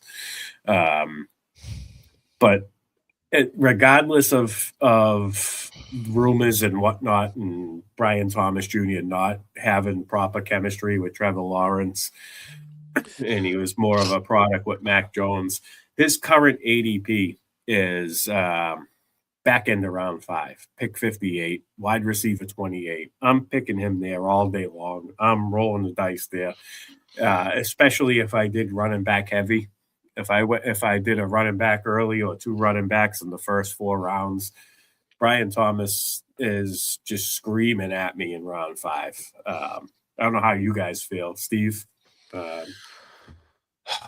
that Jacksonville offense. Yeah, I mean, I love Brian Thomas coming out of college. I took him a lot in his rookie year. I took him a lot this year, and it didn't work out. And Brian Thomas is I don't know what the hell happened this year. I just think I don't think he fully fits with Lawrence. I think we kind of saw that. They tried to feature him in the beginning of the year. They were trying to use him across the middle. He was kind of skittish. Now he had like that wrist injury. He could have been kind of banged up. Maybe that was part of it. But even when he came back, he still wasn't kind of playing that role too well. He was more kind of staying on the outside. And you saw them bring in Jacoby Myers, and he kind of like got it right away. And then Parker Washington, he filled that role perfect too. And Parker Washington and Jacoby Myers kind of outplayed him there. Now you're hearing, trade rumors with Brian Thomas. So I don't know. I feel like it might be a little bit similar to the Caleb DJ Moore thing where maybe their styles don't really truly fit together. Remember Brian Thomas, kind of went off with Mac Jones more so than Lawrence in his rookie year. But you'd have to think Cohen, who's a really good offensive mind, and Brian Thomas, who's, the guy led LSU in college football in touchdowns, had a great rookie year, looked awesome.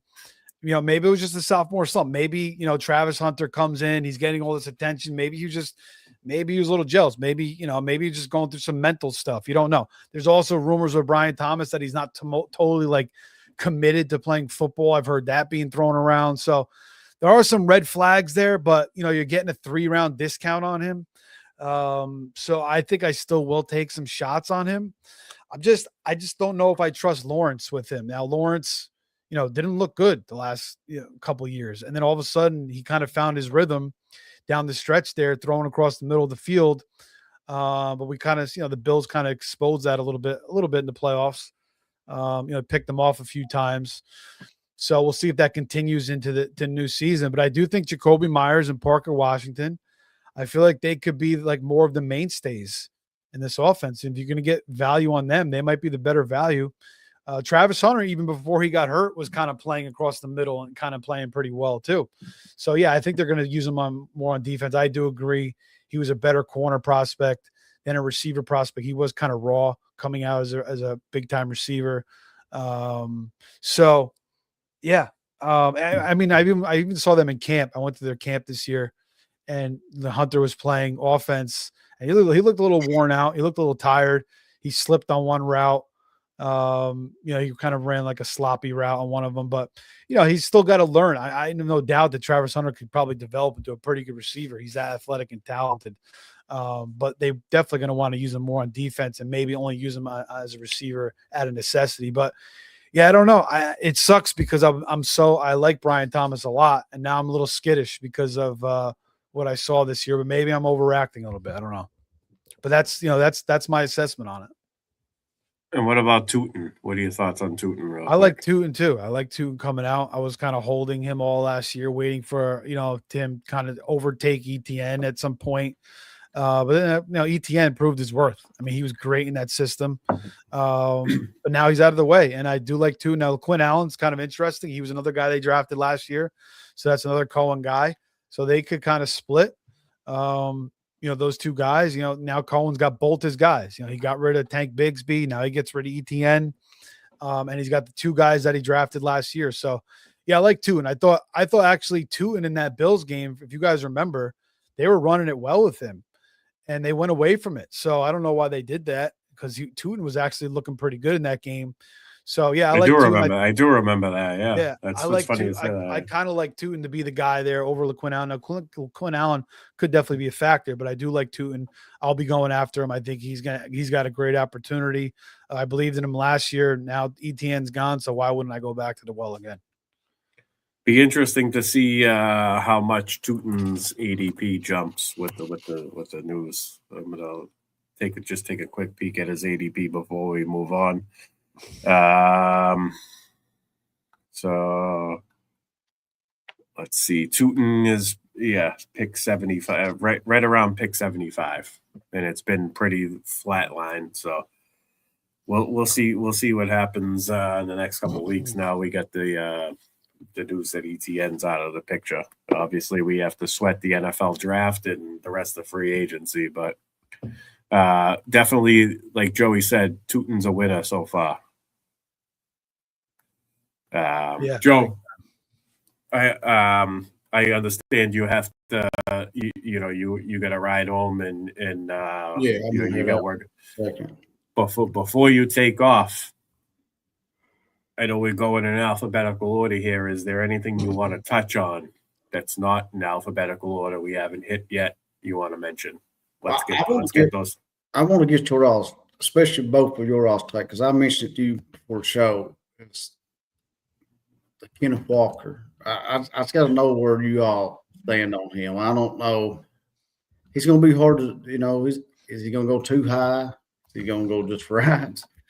I mean, what kind of usage is Reed going to go with him? Is he going to be the Brian Westbrook of old? Is he going to use him in the pass game? Kelsey's older.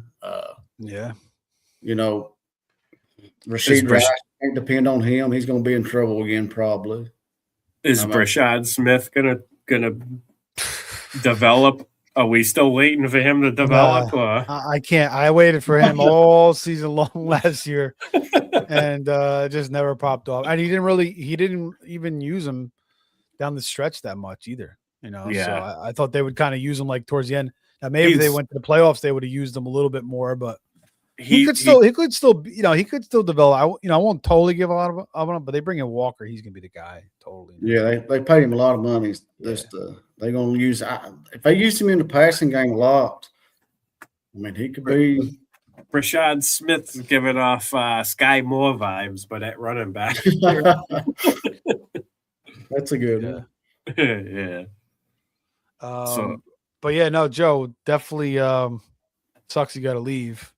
Would like to go through each of these teams with you, but maybe if we do a show Thursday, you could jump on with me. But yeah, as far as Kenny, and the guys, but Kenny Walker, man, my thoughts are, I love this guy, but they didn't really trust him in the pass protection, Seattle. I think that was a little overplayed on their part, and I think there was something off there. I don't know if they were ever really truly like Kenny Walker, I don't know if they didn't truly trust him. And I think they trusted Charbonnet and liked Charbonnet a little bit too much. And then you saw what happened. Charbonnet goes down and, Kenny Walker just absolutely shines. I mean, he just goes off, and he was, pass protecting pretty well in the playoffs as well. So the Chiefs signed him to a nice chunk contract. Even think about Kareem Hunt's rookie year and those few years with Kareem Hunt, like he was a big factor in the passing game. Yeah. And then, Bryant Westbrook. I mean, that was like, LaShawn McCoy. So it's like, I think Kenny Walker, man, he's going to catch a lot of balls out of the backfield, and they're going to utilize him a lot, and he's going to be the goal line guy. So Now, is there a little bit of a risk? Maybe he comes out for pass protection sometimes. Maybe he makes some mistakes there. I mean, that's a little bit of an issue, but they paid him enough. I think they're gonna utilize. I mean, yeah, I think it's a golden opportunity. This guy gets an MVP of the Super Bowl, and then Seattle doesn't bring him back. I know they were kind of in a tough situation because they had it. It was kind of between him and Shaheed, but they kind of knew they were going to get rid of him. I don't know if you guys saw the Super Bowl parade where the owner or the GM was like drunk, and he's like, he was trying to negotiate with me a little while ago. That was kind of weird, but look, Chad, MVP. And then Walker's just sitting there kind of like, you kind of knew he was gone. It was just kind of awkward, So I think this is the ascension of Kenneth Walker. I mean, I don't think you can get in a much better situation than playing with the Chiefs and Andy Reid. Like, how much better could it be? Yeah, I'm just curious what I can't wait till we get to ADP when it starts getting closer. My concern is the same that it's always been with Kenneth Walker. Is he going to stay healthy for the entire season? That too. I mean, and if it's not going to be Brashad Smith, are they going to get any help? Are they going to add any help? Like, what are we doing for support here? Because or are they going to stick with Kareem Hunt? Is Kareem Hunt going to still be there? Like, we don't. I mean, I don't know. I don't know either. I don't see him on the depth chart right now, but yeah, good point about Walker. I mean, that's been his issue, and then maybe that was another thing Seattle was kind of planning. I kind of hold him back and release him a little bit more as the season got along, but they didn't really do that too much. They kind of they were still kind of evening it out, but that probably helped Walker stay healthy too. So in a bigger role, maybe the injuries rear its ugly head again, but he's older now. He probably knows how to take care of his body a little bit better too. So, I think you just bank on the upside. He is risk here. So he is the ultimate 2026 high risk, high reward pick as of now for sure. Where's he going at right now, Joe? Let me look. It could be too early to see the actual ADP movement. He's probably going like third, fourth round. I mean, he was going third, fourth round last year, so yeah, he's probably sticking there again.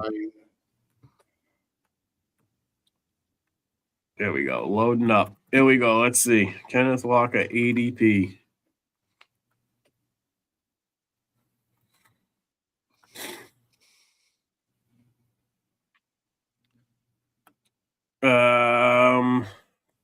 Pick 306. Running back 15. And that was there isn't enough data here. There's no arrow going up.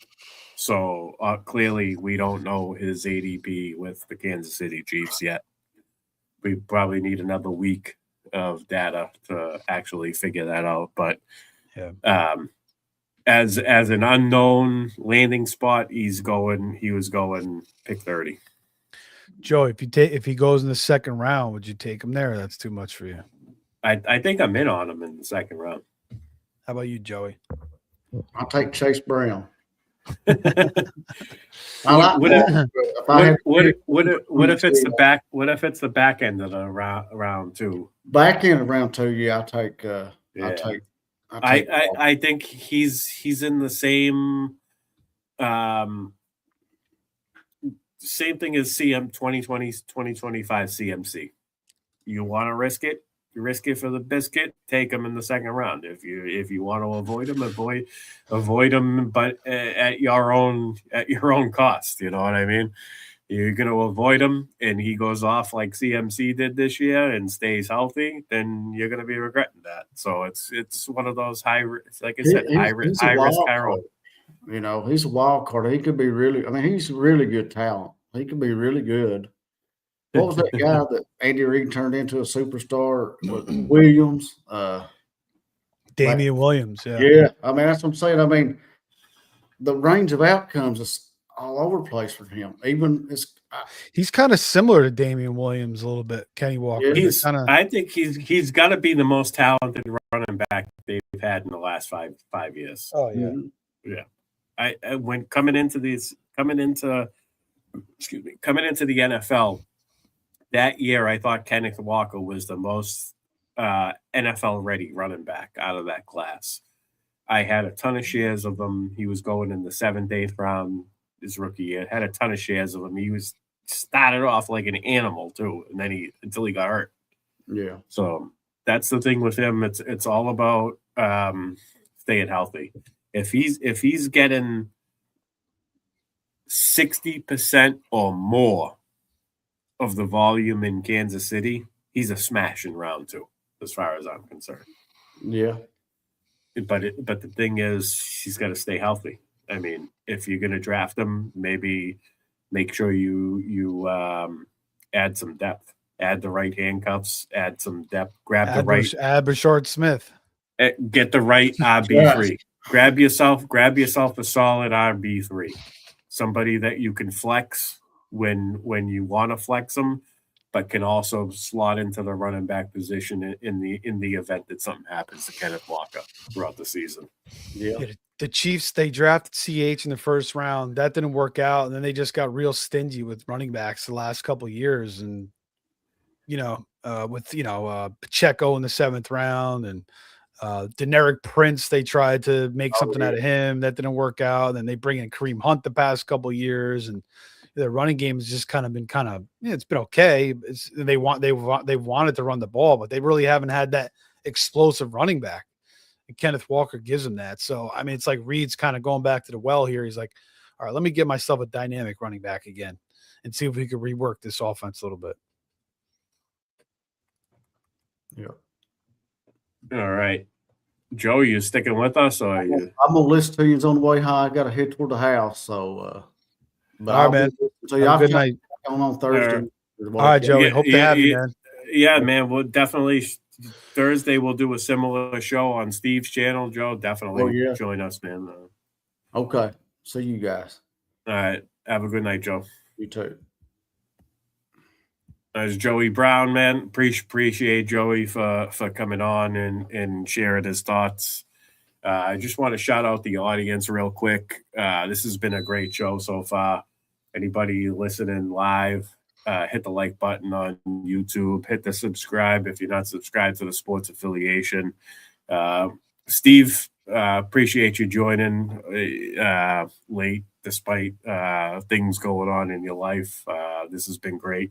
Good show, man. You've got to been take on Joey off. You just got to take Joey off the screen.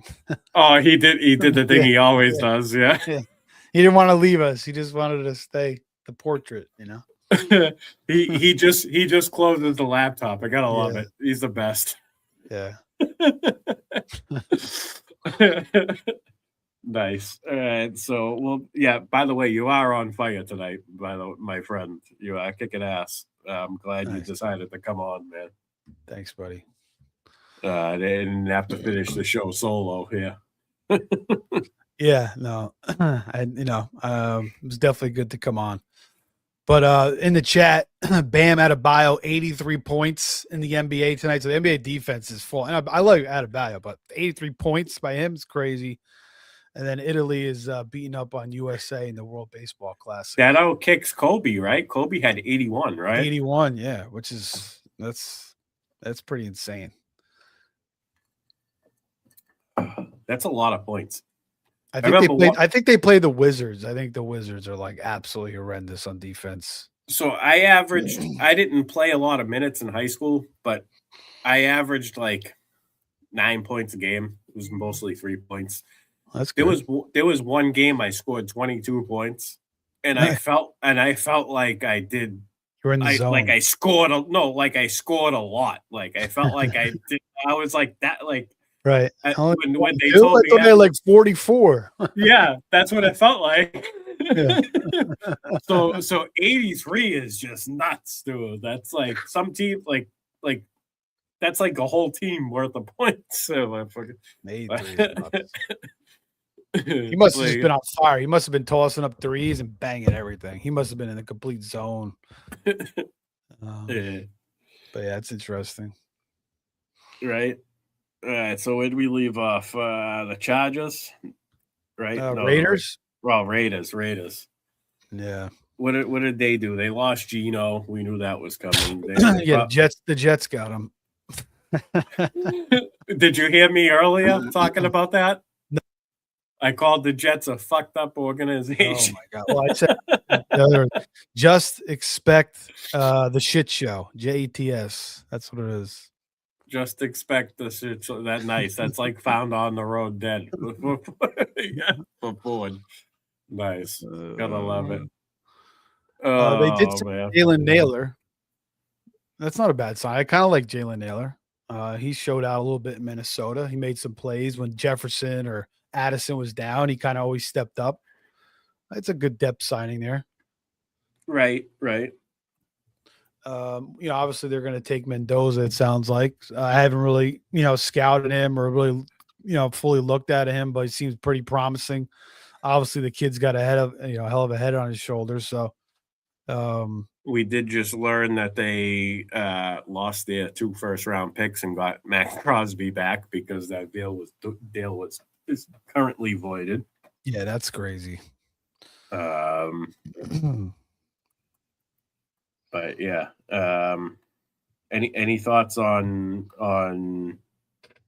the Raiders offense before we move on? They bring in Tyler Linderbaum. That was a good signing. Improved their offensive line. Obviously, that was a hot mess. Their offensive line with Geno and even Genty. Genty was doing his best to kind of shake things off. And then once, he couldn't really run the ball. Then they fired Chip Kelly. Chip Kelly was a disaster again. His second as an offensive coordinator didn't work out. Calling plays rather. I think he was a head coach that one year, right? Yeah, so that improves. Maybe they'll draft another guy or two. Get Genty some holes. Genty he looks great. He just needs to get some holes, and obviously will help Mendoza because Geno Smith. He looked terrible last year, but their offensive line was one of the worst I've seen in a long time. It was really brutal how bad it was. So that was a key signing for them, and they also get Teron Johnson from the Bills too, who's been a really good player for them. I guess he doesn't really fit the scheme there in Buffalo with Jim Leonard coming in, over McDermott. So, McDermott kind of like to play that nickel kind of defense, stay in that nickel based defense with smaller guys, kind of use Teron to, that strong nickel kind of make plays. So, yeah, I think it's a good pickup by the Raiders there too. So I kind of like what they're doing so far. Nakobe Dean, nice player. So they made some good pickups so far, the Raiders. They might be in a pretty good position. We'll see how good Mendoza is. But they might have a quick turnaround. We'll see. I kind of agree with that. So Ashton Genty is currently going between picks 10 and 15. He's been up and down. So I guess it depends on the flow of the draft. But if you're at the back end, is he somebody you're interested in building your team around in 2026? I got to assess Mendoza a little bit more, but if I'm confident in him, and they, their offensive line's kind of being rated a little bit higher, maybe at least middle of the pack by those offensive line gurus, then I will, I think I'd go back to the well on him. Depends though. We'll see what else is. I don't know if I'm going to have a ton of them, but yeah, I think I love Genty's talent, so I would definitely be on him again in a better situation, which should be a better situation. I don't see how it could be any worse than last year, so it's got to be better. Right. All right, so we'll jump to the Chargers, LA Chargers. They let's see, they have Najee, Mike Williams. A lot of these look old. That's old. They bring in some 2 offensive linemen, badass, beyond whatever you say. They're basically getting a healthy offensive line. Yeah, that's their addition. That was their weakness too. Their offensive line was a mess too. We saw that down the stretch. They bring in Ingold from the fullback from the Dolphins. He's kind of a pretty good fullback. So yeah, I think that's really, really important. That's always been Harbaugh's thing. Build up that offensive line, and that will help Hampton and Kamani Vidal, and obviously Justin Herbert. I think Herbert is one of my favorite quarterback targets this year. I gotta say, The offensive line stays healthy. You got Marion Hampton in year 2. You got Kamani Vidal showing what he can do as a pass catch and running back as well. Hampton can do it all as well. So you got 2 great running backs. You got Lad McConkey probably going to have a bounce back year. I think he suffered from the offensive line struggling as well. Quentin Johnston is your big play threat. And then you got Trey Harris. I mean, I still say that I don't know if there's been rumors or not, but I think Quentin Johnston could be somebody that could be moved because of how talented. Like I'm big on Trey Harris. Yeah, I like Trey Harris too. That would hurt their depth though if they kind of got rid of him. Right. They don't have much behind him. If we're thinking as fantasy football players more so than NFL, and then you got Oronde Gadsden, and I think Gadsden is going to be more consistent than there's a lot of mouths to feed, but I'm in because he's a tight end, and I want to say he's tight end 11 on ADP. I could be wrong. I would have to double check that, but he's somebody who could take a step forward. Was handpicked by Harbaugh. You saw him get increasingly more involved as the season went on last year. If something's got to give, I think Quentin Johnston's the one that's going to suffer as far as consistency goes. I'm in on Gadsden at cost for next year, but the Chargers offense as a whole, I'm already. I mean, obviously, we still got the rest of free agency. We got the rookie draft to go through, but I'm already saying that the Chargers are going to win that division next year. I don't know. I'm feeling good vibes. If they can avoid that injury bug that's been killing them the past few years, like I feel like their whole team just gets decimated by injury every single year. If they lost Slater and Joe Alt, that was huge. If they can avoid that, they can keep their offensive line intact and they can get their offense in rhythm. And they could do some damage. They could win that division. Yeah. I like Herbert. Like you said, they're going to be able to protect him. You get Slater all back. They bring in badass. And it's going to be pretty badass. Oronde Gadsden kind of gives me Jared Cook vibes a little bit, but he could definitely be better. And Jared Cook had some decent years in the NFL. So I don't think Jared Cook was as dominant though. Like Gadsden showed signs of dominance last year, in my opinion. He had a couple, but he had 3-4 big games, and he kind of just faded out. But again, their offensive line was out of whack, and their whole offense kind of got out of whack. I don't know. I'm not crazy high on him. There's a lot of targets. Yeah. Yeah. But Keenan Allen's out of the way now. That obviously helps. And Trey Harris should step. I do like Trey Harris a little bit too. And then Ladd, he's got he might be a nice value this year. People might be a little bit down on him after last year. And then you got McDaniel in the mix there as a new OC. So, things are trending up for the Chargers. I would think the key is just staying healthy, like you said. All right. LA Rams, not much is changing. Matthew Stafford's going to be back for another hurrah. Devontae Adams, Puka Nacua. You got Kyron Williams. You got Blake Corum. I believe Tyler Higbee re-signed, right? Yeah. So that kind of puts a little bit of a damper on Terrence Ferguson, but I still think Terrence Ferguson is their red zone tight end preference. We could see Ferguson get a bigger role this year. Yeah, I think down the stretch, he was commanding the most red zone targets out of all 3 tight ends. So I'm optimistic about Terrence Ferguson. I think the Higbee signing is only going to keep him cheap. So I'll be taking shots on Ferguson for sure. Where he's going in drafts, which is I'm pretty sure it's after round 10. I don't have it pulled up currently, but Yeah, definitely. But like I said, the Higbee signing is only going to keep his price proper. So Terrence Ferguson, somebody I'm in on. I don't have much other thoughts to add to the Rams other than expect pretty much the same. I mean, yeah, their offense is going to be the same. We saw their defense was their weakness, and that's what they went after McDuffie and Watson, the Chiefs corners, and two really good corners. That's going to hurt the Chiefs, and improves the Rams. And that was their big time weakness. So they addressed that pretty well, I would think. All right, Miami Dolphins. Yeah, big one here. Right, Malik Willis. Malik Willis, 3 years, $67 million.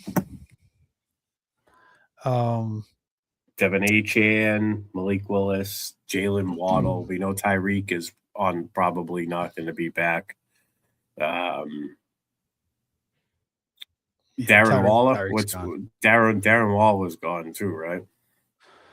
I don't think I didn't see him. I don't see him on the roster. Who knows? Yeah. Who knows what they bring in Greg Dulcich. I don't know what they're going to do with Darren Waller, or what he's going to do rather. Greg Dulcich is back. So, 1 year, $3 million, but Malik Willis, this is a guy that I kind of liked coming out of Liberty University. I actually drove past that school in Virginia. Nice area. It's like the Shenandoah Valley area of Virginia, which is like there's a lot of vineyards through there and everything. It's a really cool area. It's actually starting to be a little bit more and more popular. There's a lot of state parks out there. So if you guys want to take a trip out there this summer, I might try to check it out. I think I'm driving up from Florida to New Jersey. I might try to stop there on the way up. But yeah, really, really nice school. And that's where Willis went. I liked him coming out of there, Liberty. And he kind of fell flat on his head with the Titans. And he didn't really look ready early on in his career. But then he goes to the Packers, plays under LaFleur, and I thought he showed some signs last year. I thought he really did, and 2 years ago rather. And then he looked the part again this year. I was saying, like, honestly, I felt like Malik Willis might be a better quarterback than Jordan Love. That's I kind of almost I think he's got the upside to be better than him. So I don't even know if the Packers made the right move by but they paid Love all that money.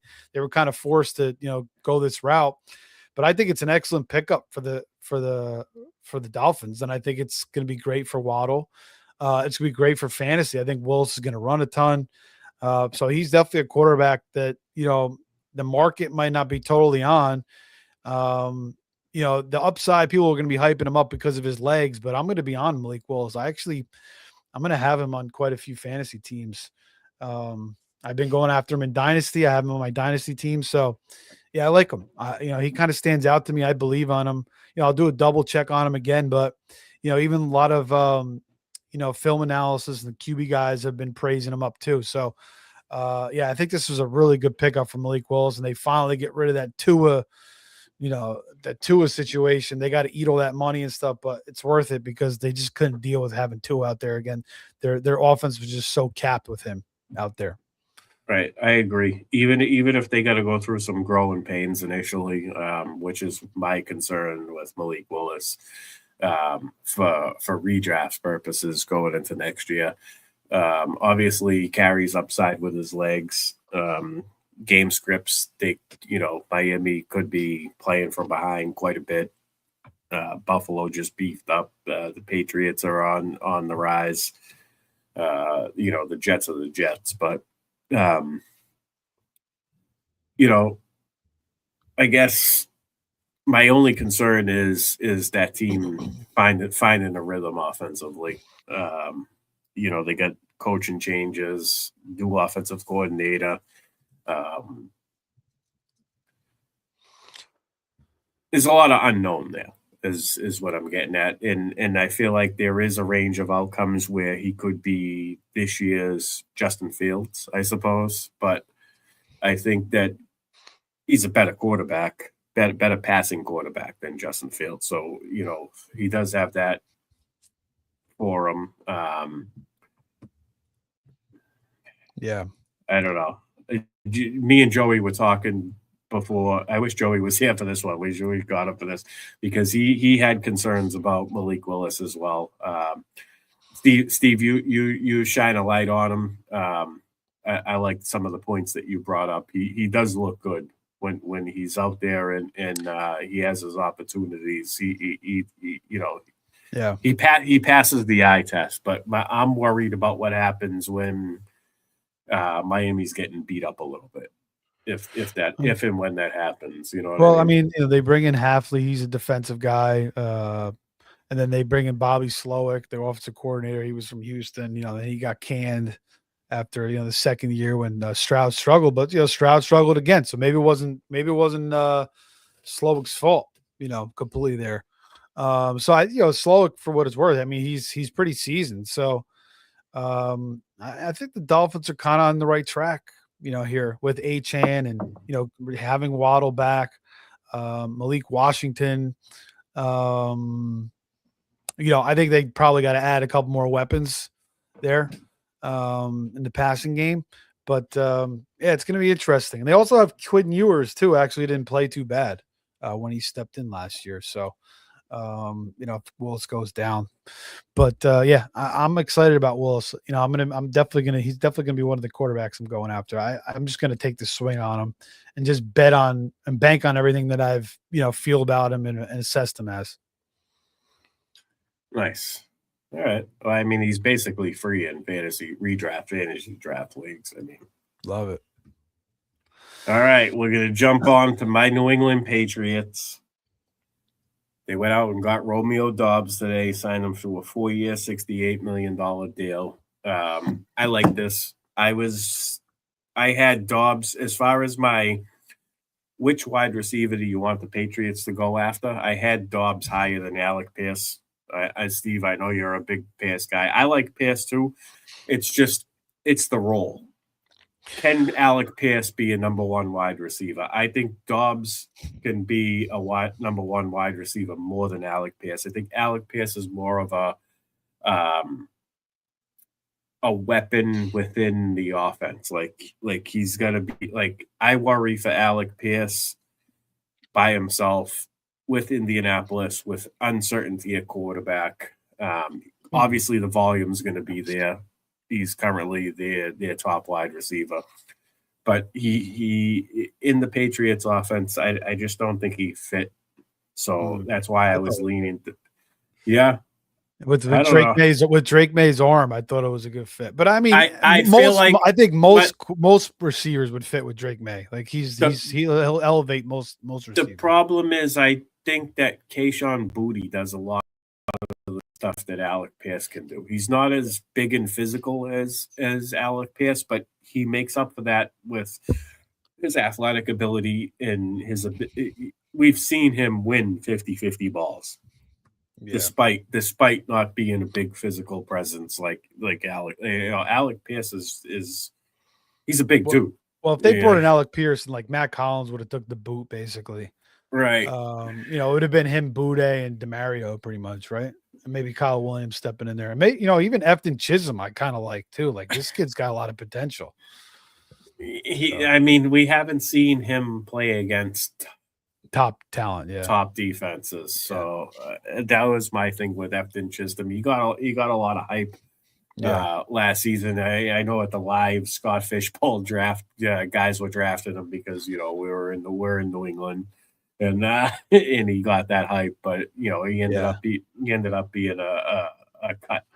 He had a couple decent games down. Well, caught a couple passes down the stretch there against the Jets in Miami. Actually caught one pass in the wild card game too, against the Chargers. But you're right. We got to see him in a full season.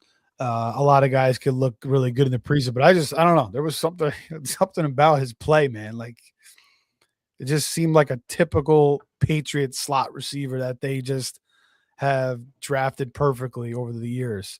And a lot of those guys were slow to develop, right? Like Edelman took a little while. Wes Walker took a little while to develop. But their second, third, fourth year, these guys became a big force in the offense. So I'm just saying he's just a guy to kind of keep an eye on. But Doubs, I agree. Like Doubs, I think is a good pickup. He's a good possession receiver. He's a good route runner. You could argue he was, some people think he was the best receiver on the Packers.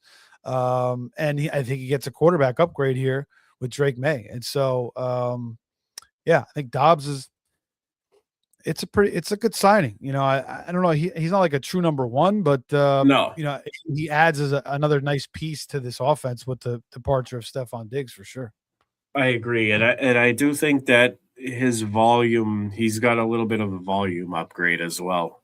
We mentioned it earlier, Green Bay, the way that they spread the offense around.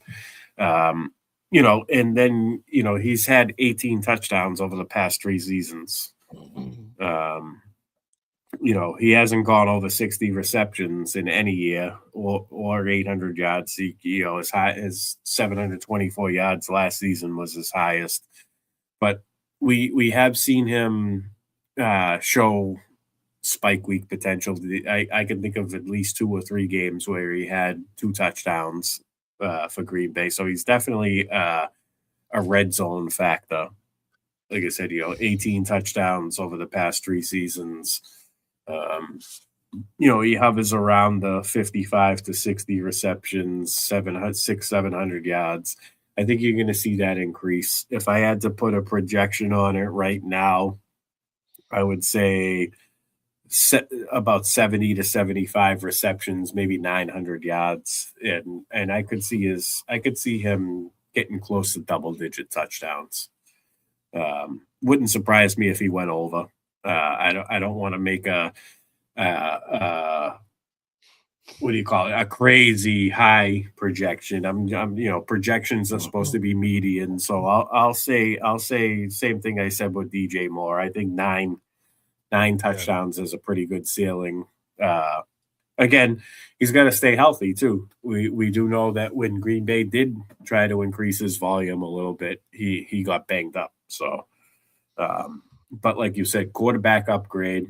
This could have maybe could have been the issue with him getting banged up.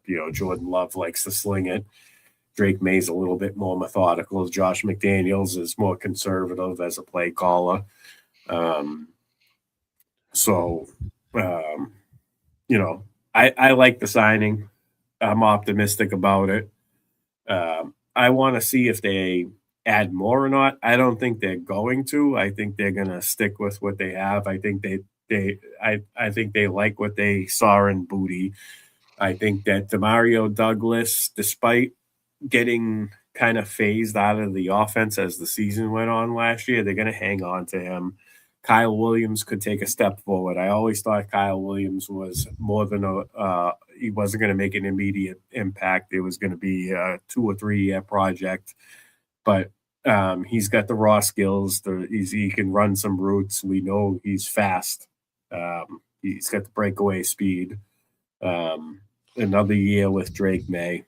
So I'm interested to see what happens between now and in the NFL draft. If nothing if they don't add anybody and it's as far as fantasy football goes, I think Romeo Doubs could be a decent wide receiver for flex. I'm going to take a peek at his ADP right now. I don't see it being all that high. Yeah, I think the difference with Doubs and Pierce, like Doubs, you kind of know what you're going to get. Pierce, I think, has the upside to be like to put up a really big season. I don't ever see Doubs having a really big year, but there's more risk with Pierce because you got to pay him more, and maybe he never truly becomes that guy. So I think you're getting a little bit more security, safer pick with Doubs, where Pierce was kind of the the upside play. But after Pierce went, back to the Colts, I think this was the move that the Patriots had to do something here. Based on the market and what was available. So, they still got other guys too that they could develop, like Chisholm, but also Kyle Williams, who's, I liked coming out of Washington State too. So, and then you got Matt Collins, who played nice for them. He made big catches in the playoffs. He did it with the Bills too. He led the Bills in receiving. And then Boutte, he played well as well. And then you still got Hunter Henry there. And they bring in, Reggie Gilliam, the fullback from the Bills. That's interesting. It was an interesting ad. I saw that earlier today, and I was like, are they trying to consolidate the offense? Are they going to not like use multiple pass catches anymore? Like normally when a team runs a fullback, it's the offense is pretty clear cut. Like there's no there's no extra pass catcher that you have to deal with. Yeah, and I honestly expect Ramondre to kind of maintain that role. Right. Again, you know, if his fumbling issues rear their ugly head, or Trevion's talent really starts to shine through. I mean, I like Trevion. I think you know, you give him a hole, that dude's out. I know. One thing else, and then sometimes too, like he runs pretty aggressive too. Like he can kind of move the pile. The only thing is like he's not like the most shiftiest guy. He's kind of like more of a straight line kind of runner. But you know, if they improve their offensive line play and they start opening up holes for him, he's going to have some big plays for sure. We've already seen it in the NFL. But Ramondre, man, to his credit, he played really, really well. But Ramondre's kind of done that. He looks good, and then he doesn't look good. So you know, he's kind of fickle that way. So yeah, I mean, I wouldn't totally rule out him being surpassed, but I think he's going to be the mainstay guy. And you know, people may chase that Henderson thing again, and kind of might cost them again. They might be disappointed again until Ramondre's really out of the way. I was just gonna say, I think Henderson's gonna be like rookie season delayed. Like last year, we were expecting him to pick it up as the season went on, and he did a little bit, but not to the point where we could trust him. I think he's going to be going through that again. The fullback signing, though, it makes you wonder if that is because they plan to use Henderson more in the run game. True, and they do bring in Vera Tucker, who was one of the best Jets offensive linemen, just got hurt. He didn't get to play with the Jets last year, but that's a big deal. 3 years, $42 million. Yeah, they upgraded the line. Yeah. It seems like they want to make conditions a little bit more comfortable for Trevion, because if they, like you could tell last year, if they did give him 20 to 30 carry, 18 to 25 carries, his yards per carry average would have suffered probably dramatically. And who knows if he would have gotten hurt or not. I think they did a good job not putting him in harm's way, I guess. You know, it was frustrating for those fantasy owners that burnt the 4th or a 5th round pick on him after he steamed up going into August and September. But, you know, the Patriots, like I said it, I've been saying it for months, that they were lucky to get to the Super Bowl. And they're still proceeding as if they're working towards their goal. They don't think that they're not getting over their heads and thinking that they're Super Bowl contenders like immediately. So they're still trying to put the full picture together, and I think this is all part of it. So yeah, they have a really good base, and they're going to be a big time contender once again next year for sure. I mean, you know, teams do have Super Bowl hangovers, but the loser always has that Super Bowl hangover. But I don't know if I see it with Vrabel and that stability there. So, right, and you know, they will have a tougher schedule too. If people want to bring up the schedule, that's true too. Yep. In Buffalo is they're coming to play in 2026. We already know that. All right, so New Orleans Saints. Travis Etienne, 4 years, $52 million. I think this completely nukes. I don't want to say completely nukes, but I think it kills Alvin Kamara to a pretty good degree. I was enjoying the round 15 discount on Kamara. I mean, I still might take him here and there, but I think Kamara's the clear-cut handcuff now. I think Etienne is going to be great with volume. He's going to be volume based. So I could see him, you know, being a solid RB2. I wouldn't put him in the RB1 category, just because we know that with increased volume, his productivity kind of dips. But fantasy football is all about volume. So if you're getting volume despite production dipping a little bit, it's still a solid play. So that's kind of how I'm viewing ETN. I don't know what his ADP is going to be going forward. So I don't know if I'm going to be in on the cost. I'll have to evaluate that over the next couple of weeks, but I think it's a good landing spot for him. I think better days are ahead after 2026. I think 2026, you could be a little bit up and down for him just based on the Saints being in rebuilding mode. Steve, I don't know what your thoughts on ETN with the Saints. Yeah, I don't know. What are they going to do with Kamara? Wow, and they might just. Is Kamara going to retire? I think Kamara might there's just talks up and about retire. Him retiring. Yeah, and Kamara, that he kind of wanted to stay in New Orleans, right? Like that's what I'm saying. Comfortable here. Like, I mean, maybe they could form a 1-2 punch, between him and ETN. But I would, ETN's got to be the guy. Kamara's it's kind of like.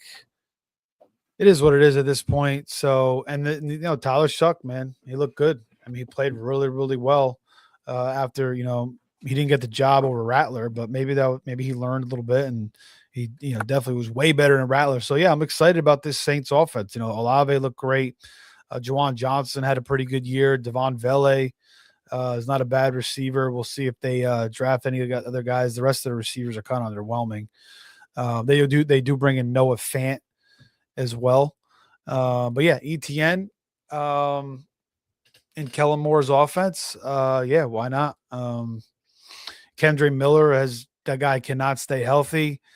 Aldrich Estime is still there, but he's just kind of buried on the depth chart. I don't know. We'll see what happens to Kamara. But yeah, ETN. I think the Saints offense is legit. So I think Shuck's going to be able to move the ball. And they'll have a pretty good offense once again.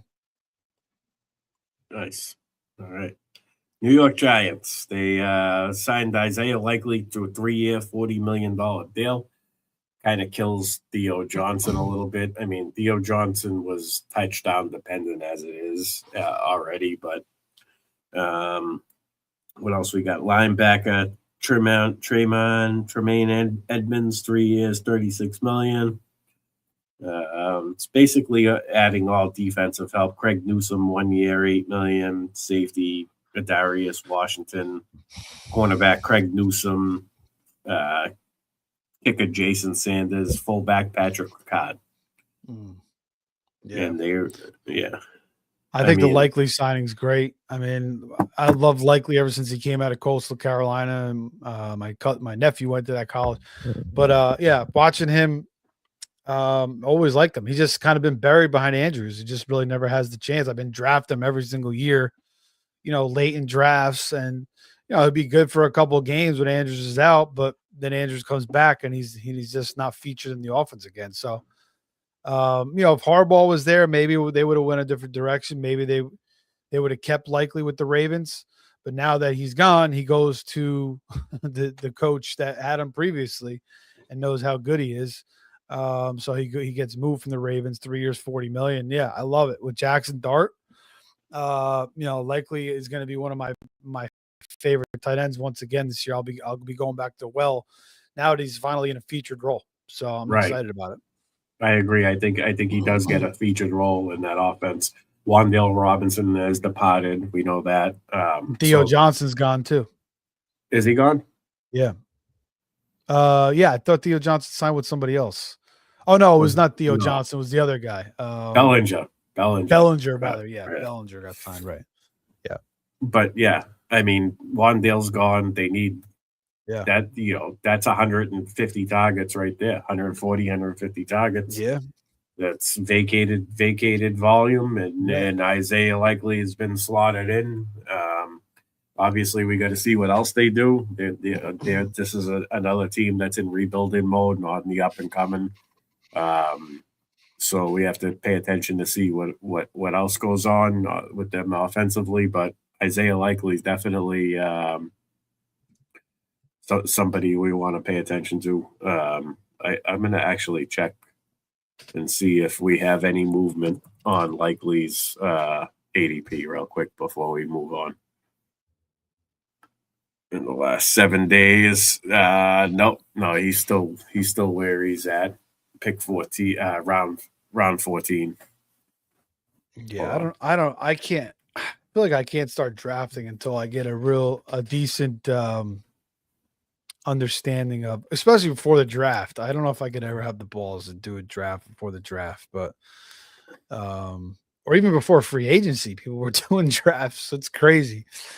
Best ball drafts. Yeah, no, I mean people are doing the freaking the big gorillas like Steve G's drafted 20. It's crazy. Yeah, I don't know if I could do that. Yeah, I mean, you win your league, you're going against your league, so everybody's kind of the same. But for the grand prize, I mean, I guess it could work out. I don't know. I just feel like it'd be kind of tough to win with a team you drafted in February. But so he has jumped around. He went from pick 116 to 108. So he's jumped around pretty much. We'll see if he moves up anymore. Tight end 14 off the board currently. Yeah, if you watch the old face-off shows, you would. Yeah, I used to talk about Isaiah Likely. I must have mentioned him about 3,000 times. Anthony be like, "You love this guy." He played high school ball no more than a half a mile from where I'm sitting. Oh, that's right. Yeah, he's from your area. That's cool too. So he went to my nephew's school, and he's from your neighborhood. Yeah. That's insane. Well, there you go. Yeah. There you go. He played in shitty Malden, and then when Everett, and so Everett's the big powerhouse high school team around here. They're right next door to us. I played against a running back in high school. His name was Mike Borgonzi. I believe he is the current GM for the Kansas City Chiefs. If he's not the current GM, he was the GM for the Kansas City Chiefs. I'd have to look that up. I'm not 100% sure, but they also had Diamond. He's the general man. He's the Mike Borgonzi, general manager of the Titans. Oh, so he's moved on. There you go. And then the Titans are rolling, and they're he said he had an executive scouting role, or scouting executive roles for the Chiefs, and then he became the Titans GM. There you go. I knew it was something along those lines. He's from Everett, yep. Massachusetts. Yep. So once Everett found out about Isaiah Likely, they transferred him. So Everett does like a transfer thing. They recruit players from all over the state, and they'll provide housing and whatnot. You move to Everett, come play football for us. Wow, that's a public school. Yeah. Wow. It's often like single moms with like talented sons who don't have father figure. Like it's a nice. I mean, it is what it is. But he did play right here. He's from here, so I'm a fan. So, and he's entering. He's that age apex. He's entering age 26. Tight end. That's when the tight ends break out the most. We talked about that multiple times already on this show and over the past couple of weeks. Yeah, true. But all right. So moving on to your New York Jets. Yeah, Geno Smith. They got Geno Smith. And they franchised poor Breece Hall. Yeah. So what are your thoughts on Breece? Is anything changes here or I don't know, man. Like I said, I think we talked about this last week a little bit. I love Breece as a player, but the Jets are just a complete shit show. So they're hard to trust. I mean, even if you get excited about them, they always disappoint you. So I try not to stay overly excited about the Jets because once I try to just stay, just expect the shit show, like I said earlier. And that's what I'm going to do with the Jets this year. But again, if they bring in a good quarterback, they draft a quarterback or something. But, we got Geno Smith. Supposedly, Frank Reich wants to bring in Carson Wentz, which actually might not be bad from a fantasy perspective because at least those guys can kind of move the ball a little bit. But, I mean, it can't get much worse than it was last year for Breece Hall and the offense they were dealing with. So, I'll be back in on Brees. I just hope that they, kind of continue to, I don't know. I don't know. It's just tough to trust, but I'll be back on Brees. I'll definitely have him in some spots. But yeah, I don't know what the Jets. I don't know what the hell they're gonna do. I'm basically the one thing I'll say about the Jets this year is everybody's kind of predicting they're gonna be miserable. Whereas like usually there's a little bit of optimism every year with the Jets. Well, I don't understand why. And I've had I've had some of that optimism. I probably have optimism like 2 or 3 seasons in the past like 15 years from the Jets. Every other season I just expected complete disappointment. So, maybe that's a good sign, but I don't know. It'll probably be another shit show. And Brees Hall will probably be fairly productive once again. But he's going to probably be limited, from what he could do because the offense is just probably going to be terrible. And there's probably going to be injuries and, it's just probably not going to end up well. So I'm not going to have a lot of Brees Hall. But again, if they bring in a really good quarterback that I believe in, maybe I'll be a little bit more in on. All right. Moving on. Philadelphia, nothing's changed. Same old. We know there's rumors surrounding AJ Brown being moved, but I feel like the only team that was really in on that was the Patriots, and the fact that they just went out and spent $60 million on Romeo Doubs tells me that they couldn't get the deal done. It would shock the shit out of me if they did still find a way to trade for AJ Brown, but I don't see Philadelphia having any reason to move him. They need to figure it out in-house. They need to get Jalen Hurts in that offense back on the right page and where they need to be. I think Saquon probably has a bounce back year this year. We know he was overused the year before. We know what the high volume does to players the following year. Even if they stay healthy, they're usually not as productive. We could see it just all year long. Saquon wasn't the same Saquon as the year before. So maybe things get better for Philadelphia next year. They figure it out, but they're still Super Bowl contenders regardless. That offense is still intact. They still have Devonta Smith, Dallas Goedert, Saquon Barkley, AJ Brown, Jalen Hurts. I don't see much changing. Maybe they get a little bit more aggressive and they pass the ball more like they did in 2023. But I don't know. You got anything to add on Philly before we move on? Not really. I think they got to keep AJ Brown because they don't really have any depth underneath them. So right. I don't know about Barkley. It depends if he's going the first round again. I don't think I'm taking him there. Maybe second round I take him, but no, but just as a constant piece of that offense, I think having some positive regression is going to benefit that whole offense. Yeah, I just wonder. He's 29 now. I wonder if maybe we start to see the decline here. I don't know. He just went from 2,000 yards to 1,140. That's a pretty big freaking decrease. And he stayed for the most part. He stayed healthy. Yeah, 16 games. I think they got to start utilizing him more in the passing game. Like 37 catches for Saquon Barkley. Like that's low. Yeah, that's low. He should be catching 60, 78 balls. Like why not? He has the talent to do it. So they got to open up the offense with him. Use him in the passing game. I mean, if he does that, then he'll be right back to where he was. It's not like Kamara was ever really that great of a runner. He was always great in fantasy because he caught so many damn balls. So it's like, make Barkley catch 60 balls, 70 balls. I mean, he caught 90 balls as a rookie with the Giants. I know, I remember that. 700 yards. I mean, he could do that. I mean, they got to do that with him. I don't know if there's indications that they're going to do that with him. And that's the sign to, get back in on Saquon, I think. All right.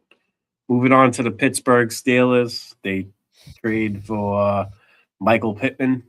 He's under contract for 3 years, $59 million. They signed Rico Dowdle, 2 years, $12.25 million. that does not bode well for Caleb Johnson. We were speculating whether or not he was going to be relevant next year. I think he might just be a lost cause. I'm not sure. Well, Kenny Gainwell's out of the picture, but you still got Jalen Yeah. Warren, right? So They still have Jalen Warren, and they added Rico Dowdle. Yeah. I mean, yeah, you can't really get too excited about Caleb Johnson with Dowdle there. He's probably going to maintain right away. We'll see if they bring back Aaron Rodgers. I think they do. I think they do. I think they have to, and it's freaking Mike McCarthy. Like, why wouldn't it happen? Right. Rodgers just doing his normal offseason dance, and I'm sure he'll be back. But yeah, they added another weapon for Rodgers, which is key. They kind of needed that. They really haven't a second receiver, so Pittman's solid. And they still got Pat Fryermuth and Darnell Washington, who he was looking pretty good towards the end of the year. So some decent additions there. I think the Pittman signing is a plus for DK Metcalf because one of my biggest things about DK Metcalf is I feel like he was successful with Seattle because he had support. He had Tyler Lockett underneath, and there were other pass catching options that the defenses had to account for. And when he became the focal wide receiver for Seattle after Tyler Lockett got washed and Doug Baldwin and I feel like I'm missing a wide receiver there. Who else for Seattle? Who else played alongside DK? Tyler Lockett. Did you mention him? Yeah, I did mention Tyler. But my point Baldwin, is, I think he might have been gone by the time DK was there. I don't remember. There's somebody I'm missing. I don't know who it is. But anyways, my point is, if he's your go-to wide receiver and there's nobody else to draw defensive attention away, then he's it takes away what he does. He's a big play threat. He's not a possession wide receiver. He's more of a big play threat. He can become more of a possession wide receiver, but he's got to have somebody else on the other side drawing defense. It didn't work last year. No. I thought DK was going to break out. Like after his 2020 season, he had 1,300 yards and 10 touchdowns, and he had 12 the following year. But he just never really fully became like that force that we were kind of expecting. And he just now at this point, he kind of is what he is. He's kind of a little underwhelming. Right. But I think he might be a little bit of a discount this year with Michael Pittman there. He's somebody I'm going to be paying attention to the ADP. Somebody I've never been in on. I was never really in too much on DK. I always felt his ADP was higher than his production. And then he was attached to Seattle, which was like a run first offense defense. They all had an elite defense. So like the game scripts just didn't favor him to be a consistent wide receiver one. So, but I do think the Pittman signing helps out his cause. So, like I said, I'll be following his ADP. Somebody I might be in on if he dips, if he falls in drafts. Next team, San Francisco 49ers, Hoss 49ers. We got Mike Evans, 3 years, $60 million. Nice addition to the wide receiver room to join Ricky Purcell. We'll say Purcell. Got to cut that clip. I got to maybe Pete can cut that clip for us. Yeah. So anytime we bring up his name, we can just hit that button. Yeah, right. Exactly. Bringing Anthony's voice back to life. We need. I was joking with Pete last week because we were supposed to have Jerry on, and Jerry had to back out last minute. And I said, Pete, are we doing this just me and you, or am I gonna imitate Anthony throughout the show, and we can pretend like he's here? And he started laughing. He's like, whatever you want to do, man. I was like, because when I do an Anthony impersonation in my mind, I feel like I sound like him, but I bet I probably don't because he's like New Jersey guy and I'm Boston guy. So outside of the cursing, and I don't see in the elite quarterback hate. I don't see very much similarities in our voice. So yeah, but yeah, Mike Evans to the 49ers. Thoughts, Steve? Yeah, 3-year deal. Pretty good value. I think they paid him like 20 million or something, so it wasn't a lot. 60.4. Yeah. Which with 16.3 million guaranteed. Right. So I don't know if my first impression is I don't know if he fully fits with Purdy. I don't know. Evans kind of likes to go down the field, down the sideline. Purdy kind of likes to hit those like routes over the middle. So, I'm sure Evans could do that, is willing to do that. But I think, where Evans really kind of excels, what we've seen is just those deep balls, like down the sideline, him just coming down with them, beating the defense deep. So I don't know. I'm sure Kyle Shanahan will figure out a way to make it work. Now, Ayuk's not coming back. Juwan Jennings is out of the picture. It's just going to be Pearsall. And who else is in that receiver room?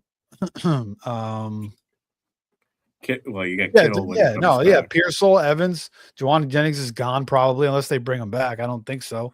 Demarcus Robinson. I mean, they got Watkins and Cowan guys they drafted, but yeah. So Evans should have a really, really big role, and I'm sure Shanahan will find ways to get him involved. He's a wizard, and then you got McCaffrey and Kittle to play off of him, so he's not going to have a lot of attention on him. So it really could work out. I don't know. I feel like I don't know if I want to chase it though. I feel like my initial reaction is I just don't know if it's going to work there with the Niners, but. Just given everything I just said with Shanahan and the players around him, it should be able to work. I just don't know if I want to overpay for Mike Evans. Like if I can get a value on him, I might do it. I don't know if I want to overpay out just because he's on the Niners now. I don't know. That's my first impression. I kind of agree. I think this was more of a football positive move than a fantasy football positive move, I guess. And he's older now too. He's 32 now. So yeah. So no, I'm with you. I don't think I'm overpaying for him either. I was kind of started falling off the Mike Evans train going into last year. The year before, I was starting to drop him a little bit. And then a good friend of mine, Michael Reedy, he's been on Aces Up twice. He was on the first episode. Had him ranked in the top 10 going into 2024 in his wide receiver rankings. And I was like, whoa, Mike Evans in the top 10. And we had a good conversation about it. And he brought me to light that, it wasn't really that bold of a call going into that year. But, we're talking 2 years later, different team. There's a lot of studies that show more often than not, players go to a different team, it doesn't often result in more success. But I'm with you, Steve. I think this was a great football move by the 49ers. It's going to help their team tremendously offensively, but I don't necessarily think it's going to benefit Mike Evans more than where he was at with Tampa Bay and Baker Mayfield slinging the ball. And them kind of playing from behind and not having as good of a defense. Like the 49ers defense, is pretty solid when they're healthy. I know that they got banged up as the season went on last year and they kind of fell apart. But yeah, they lost Bosa and Freddie Warner, and it's huge. But yeah, that's my thoughts on Mike Evans at the 49ers. Jumping over to Seattle, we know they lose Kenny Walker, Charbonnet, late season injury. They did re-sign Shaheed to a 3-year, $50 million deal, $34 million guaranteed. So they're pretty much all in on Rashid Shaheed going forward. And then they tendered George Halani, and then they added a couple of defensive players. Your thoughts on Seattle's offense next year? without Kenneth Walker. Yeah, JSN obviously ridiculous how good he's been. Just elite ball tracking and hands, and I mean, I'm going to be getting as much as JSN as I can next year. I just fantasy insurance. I mean, just fantasy gold there. Cooper Cup, I don't know what the deal with him. I guess he's going to run it back for another year. So Shaheed, I've always liked Shaheed. I think it was good that they brought him back. I don't know if they necessarily had to, but they could have maybe just gave Jake Bobo a bigger role or Torrey Horton. But I think they must have good plans for him if they paid him the money. Like now he's played in this system for like a year and a half basically now, because he was playing in the Clint Kubiak system with the Saints. And now he's been, on Seattle. So he has the experience now. Maybe they'll fully ramp him up in the offseason and really kind of try to feature him a little bit more. So I would expect a better season from him. I just don't know how much we really can expect. And then part of Shaheed's, the contract too is his presence on special teams. He's a great returner that changes the game with his returns. And he's an explosive player that could change the play, change the game with one big catch. So, maybe they're not going to try to really make him a high volume guy. They just wanted to bring him back because he's a game changer.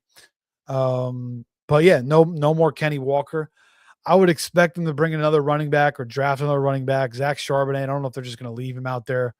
It could be this Charbonnet-Holani combo, I guess, but I would expect them to draft another running back and maybe try to, maybe they kind of go early on a running back. Maybe they go third round and maybe that kind of guy develops. So that's something to watch out for. AJ Barner was kind of, inconsistent, had some good games, but I don't know if I really rely on him. But Darnold, as a fantasy asset, quarterback, I think pretty solid once again. And, you got Cooper Kupp there, Shaheed. We'll see if Horton or Bobo can kind of develop a little bit more this year. But, yeah, I think, they're right back at it. But JSN, I think I really feel like I'm going to have a lot of him this year. Drafted a ton of him. He's going to be like that Amon-Ra St. Brown, just solidified, secure pick that you can just get in the first round. Nice. I like it. So we got 3 teams left. Think about JSN too. What a value he was. I mean, what, third last year? Oh, year? dude, I had so much of JSN last year. He was beautiful. So I had him in some spots, but I didn't have him enough. I liked him. When he came out, I wasn't fully sold on him. And then I got sold on him more last year, and I started now I'm like, what am I missing here? This guy's unbelievable. If Mike Sander didn't snipe Trey McBride from me in the second round, I would have started last year's New York primetime draft with Brian Thomas, which obviously we know didn't work out. But my 2-3 would have been McBride, JSN. I got JSN in round 3. That's a same combo right there. Yeah. It's like the thing with JSN and receivers like him. I kind of like doubted him coming in because he's a smaller guy, and he's not really like a burner. And I'm just looking. I was always like, oh, this guy's got to be able to beat the defense deep, and bigger or be a bigger receiver or be like a real like elite athlete. He doesn't do that. Like just St. Brown, but he plays underneath, and I mean he can still go deep, but his ball tracking is just unbelievable. It's just like he must have played center field in high school or college, because the way he tracks balls is just it's unbelievable, the way he finds the balls and he catches everything. And then you don't really need to be like truly explosive like a JMO. You could just have enough quickness to just break off your route and know how to run the routes and play through zones.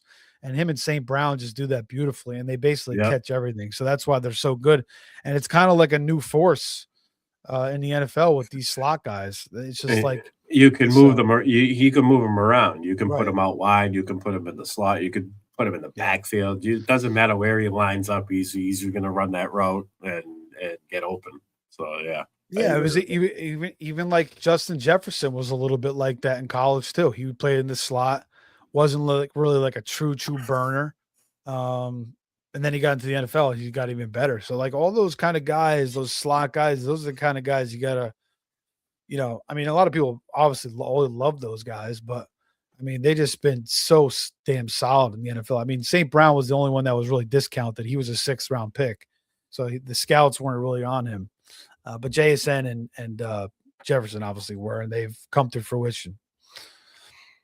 Right, and with the way that the defenses approach the offense these days, 2 deep safeties, the slot wide receiver, and those guys those wide receivers that can big slot. That's what we call them, big slot. They can go out wide and they can go in the slot. Right. That's a quote Andrew Cooper. Shout out Andrew for that one. The big slot wide receivers, money fantasy football assets for sure. Oh yeah. Tampa Bay Buccaneers. They made a big splash. No, not a big splash, but they got Kenneth Gainwell. Yeah, that was interesting.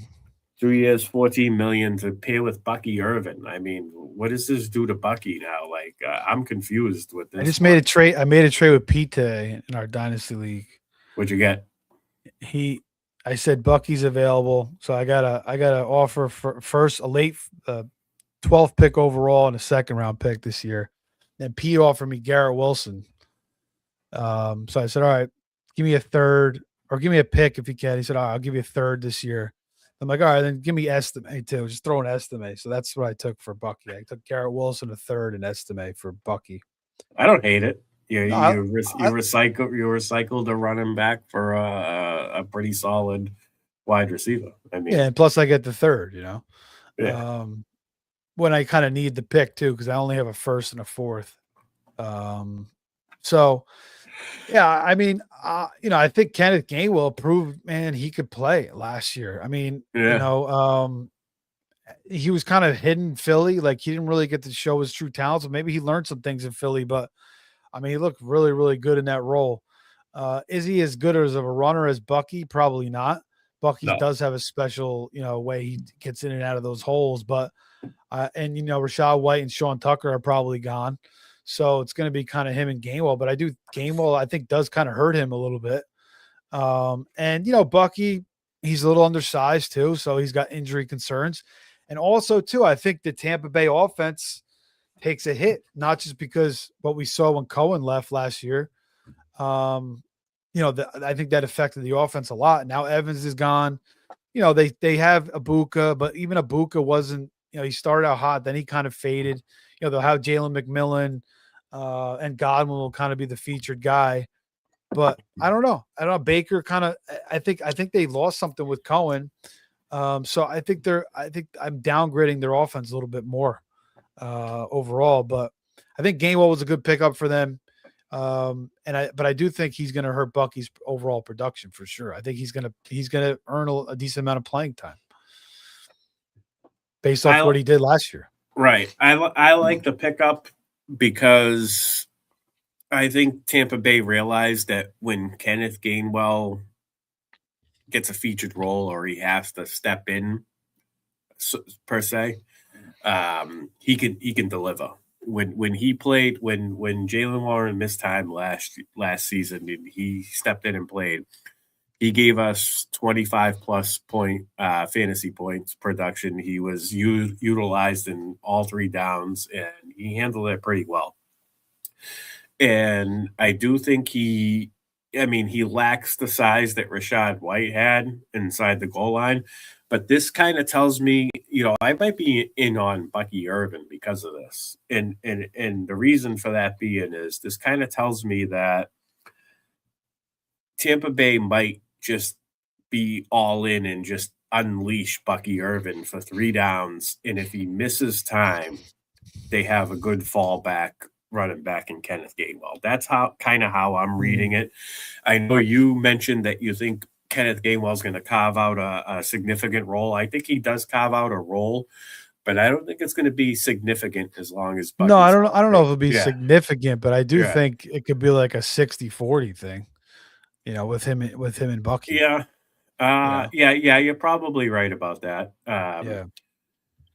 But No, see, I think I'm leaning a little bit more towards 70-30, but I don't know. I think That's not really the way they used him last year though, because he was injured for a while, but even when he came back, they were kind of mixing him up. I mean, they were using Rashad White a little bit more down there. but that's because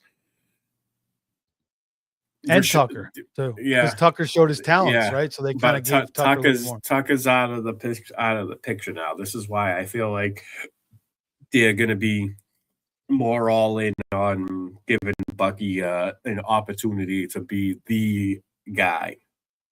Could be. And they have a nice fallback insurance. Tucker was also taking goal line carries too away from Bucky, which was killing him down the stretch. Yeah, and I could see Gainwell being a goal line. Yeah, I could see him carving out a goal line role as well. But I think it's more of an insurance thing than we're gonna add this guy to our offense and use him in multiple roles. I don't know. I mean, I could be wrong. They're paying him $7 million a year. Yeah, this is pretty true. good. It's pretty good for a running back. This is true.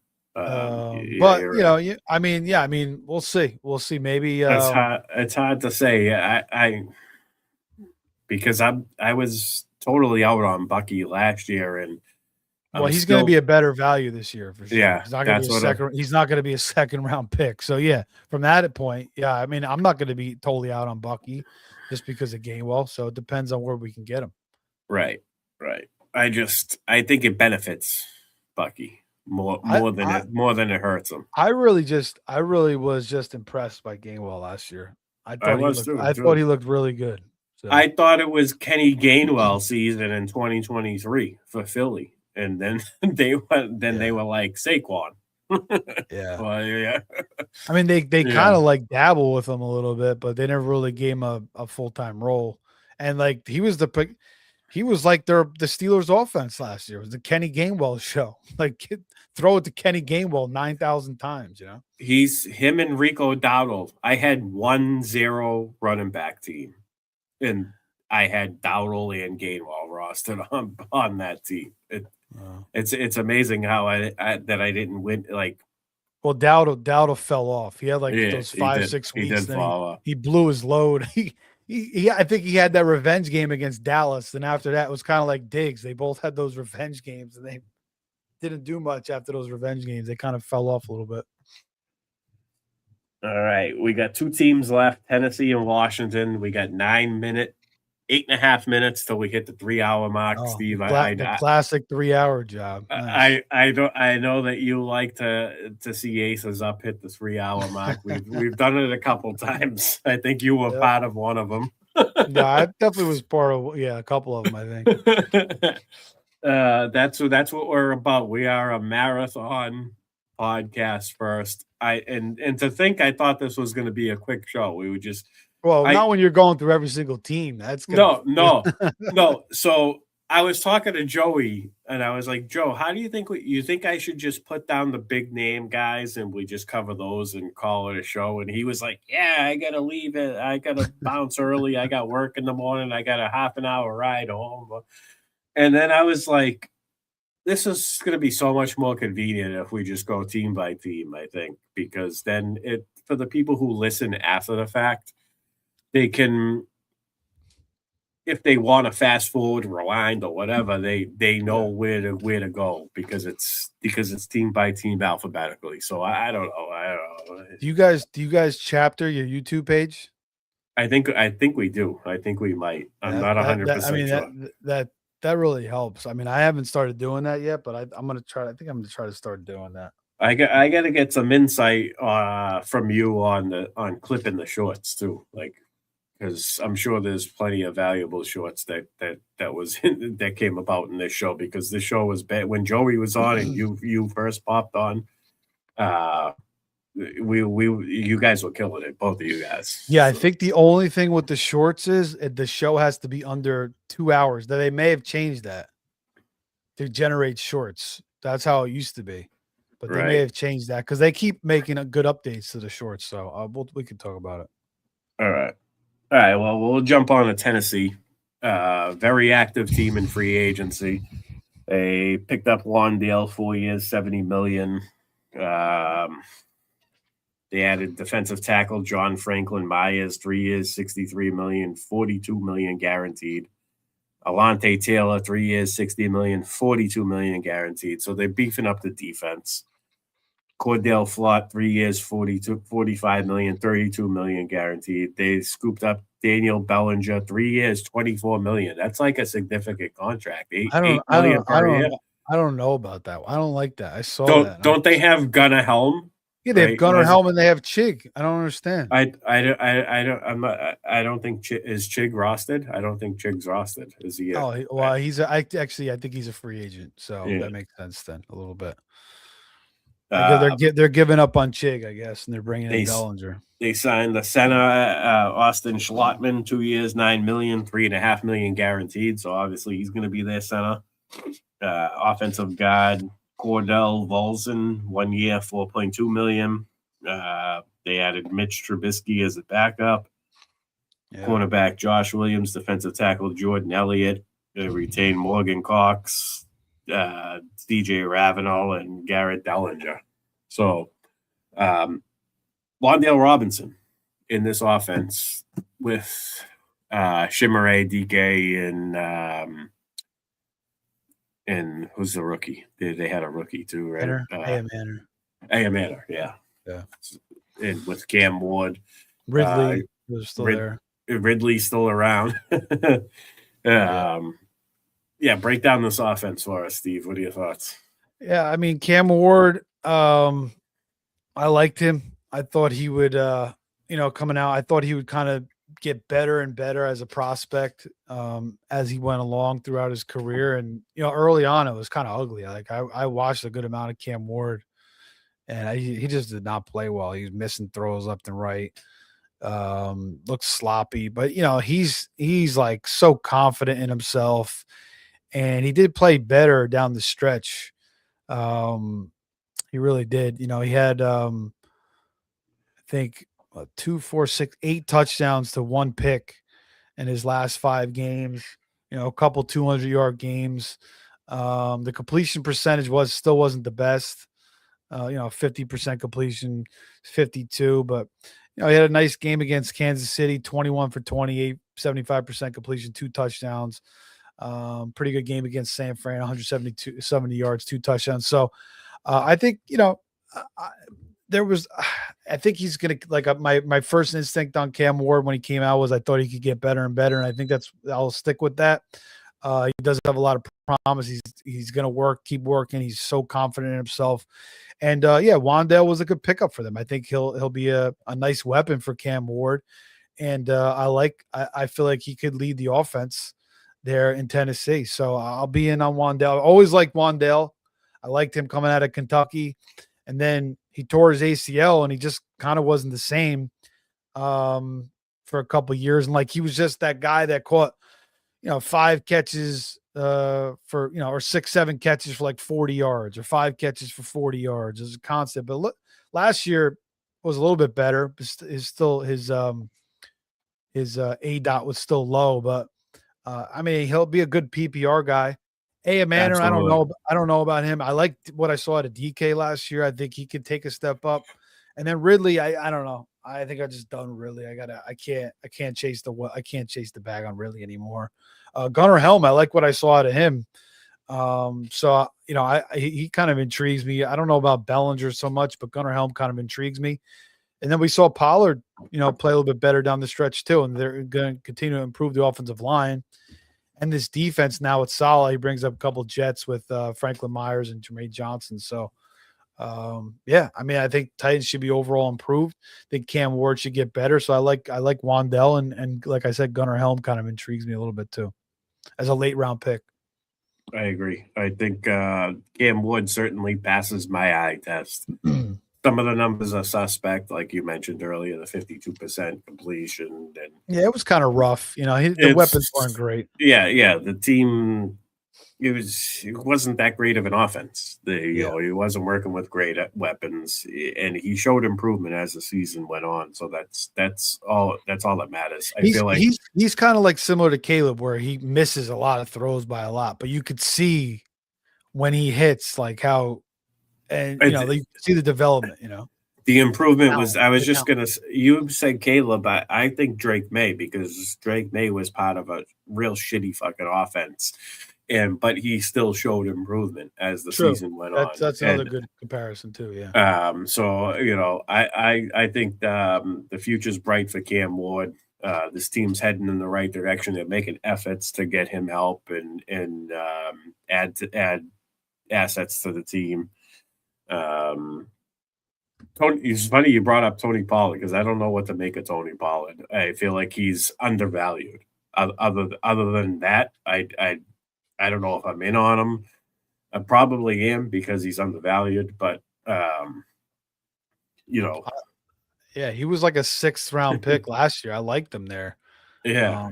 But he just the blocking was terrible, the offense was terrible. But they sort of found something towards the end of the year with him. So you know, he thrives with the volume too. Yeah, that was the other thing too. They started to give him the rock and more. Yeah, and you're right. And then he started to kind of blow out a little bit. We always wondered after, you know, when he was underneath Zeke for a couple of years if he could handle full volume, but I feel like he thrives with volume, and he's great at the goal line. I think he's an excellent goal line running back. He's capable of scoring touchdowns for sure. That offense gets himself in position to score. You could see Tony Pollard's touchdown production. You're right on that, because through the first 13 weeks, he only had 120 carry game, which he had 92 yards, and then he had a 25 carry game against Cleveland. He went off for 161 yards, and then the next week he had 14 carries for 104. Then in week 16, he had another 21 carries and had 102 yards. So he had 200-yard games. Or 300-yard games in a row, but 2 of them came when he had over 20 carries. He only had 20 carry games all season long. So yeah, the volume, you got to give him the ball. I know they like Tajay Spears, but you know, get your guy going. Pollard, I think Pollard deserves to be the guy there again. And the offense should be even better. That was my mistake on Pollard last year. I liked him a lot and I drafted him a lot because I thought the offense would be better off the bat with Cam Ward. I didn't expect it to struggle so much early on. I thought Cam Ward would kind of get it going right away, or at least towards the middle of the year, but it really didn't happen towards like too late, you know, for Pollard to really pay off for you. But I mean, if you still had him on your teams and you made it to the fantasy playoffs, then he helped you a ton, because he killed it down the stretch in fantasy. So nice. I like it. Tampa Bay, Tennessee Titans, underrated offense going into 2026. Tony Pollard, definitely undervalued. Somebody to look at, especially based on ADP. Last team, you could probably get him for a fair deal in Dynasty too. Yeah, excellent buy low. I like that. I have him in Dynasty in a big league too. Not a big league, but a tough league, I should say, competition-wise. Probably be hanging on to him. I'm glad we discussed that, because I was kind of in the same boat, but you never know, because who knows? You know, free agency still has to take place. There's the draft. They could add somebody. They could turn around and trade for somebody out of nowhere too. So if he survives all that, then I'm totally in on Tony Pollard as a sleeper, undervalued pick going into 2026. Last team, Washington Commanders. They added an edge rusher, Odafe Owe. Oh, how do you pronounce his last name? Owe. I would say Owe. Right? Owe, yeah, good pickup for them. That guy's a beast. Yeah, $68 million guaranteed. Linebacker Leo Chanel. Yeah, he got a big contract, 4 years, $100 million. Damn. 68 guaranteed. It's nuts. Let's see. So they retained a bunch of guys. They retained Treylon Burks. So pretty much everything looks the same. what I'm worried about is the running back situation. Are they gonna rely on Bill? I hope not. I think Bill is decent, but he's not, workhorse back. He's not somebody you want to rely on.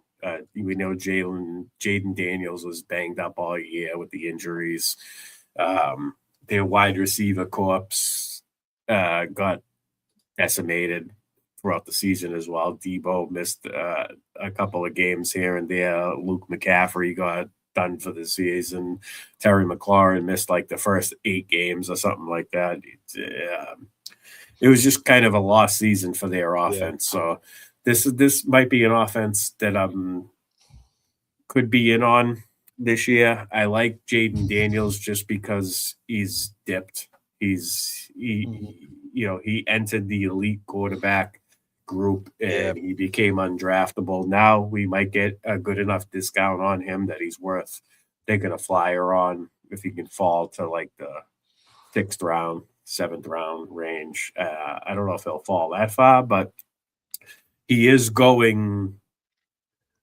Like I want to say he's quarterback 6 or quarterback 7 currently right now as far as best ball ADP goes. So we are getting a discount on Jaden Daniels. Terry McLaurin, another year older, not sure what to make of him. He basically is what he is. 5 or 6 touchdowns, maybe 90 catches.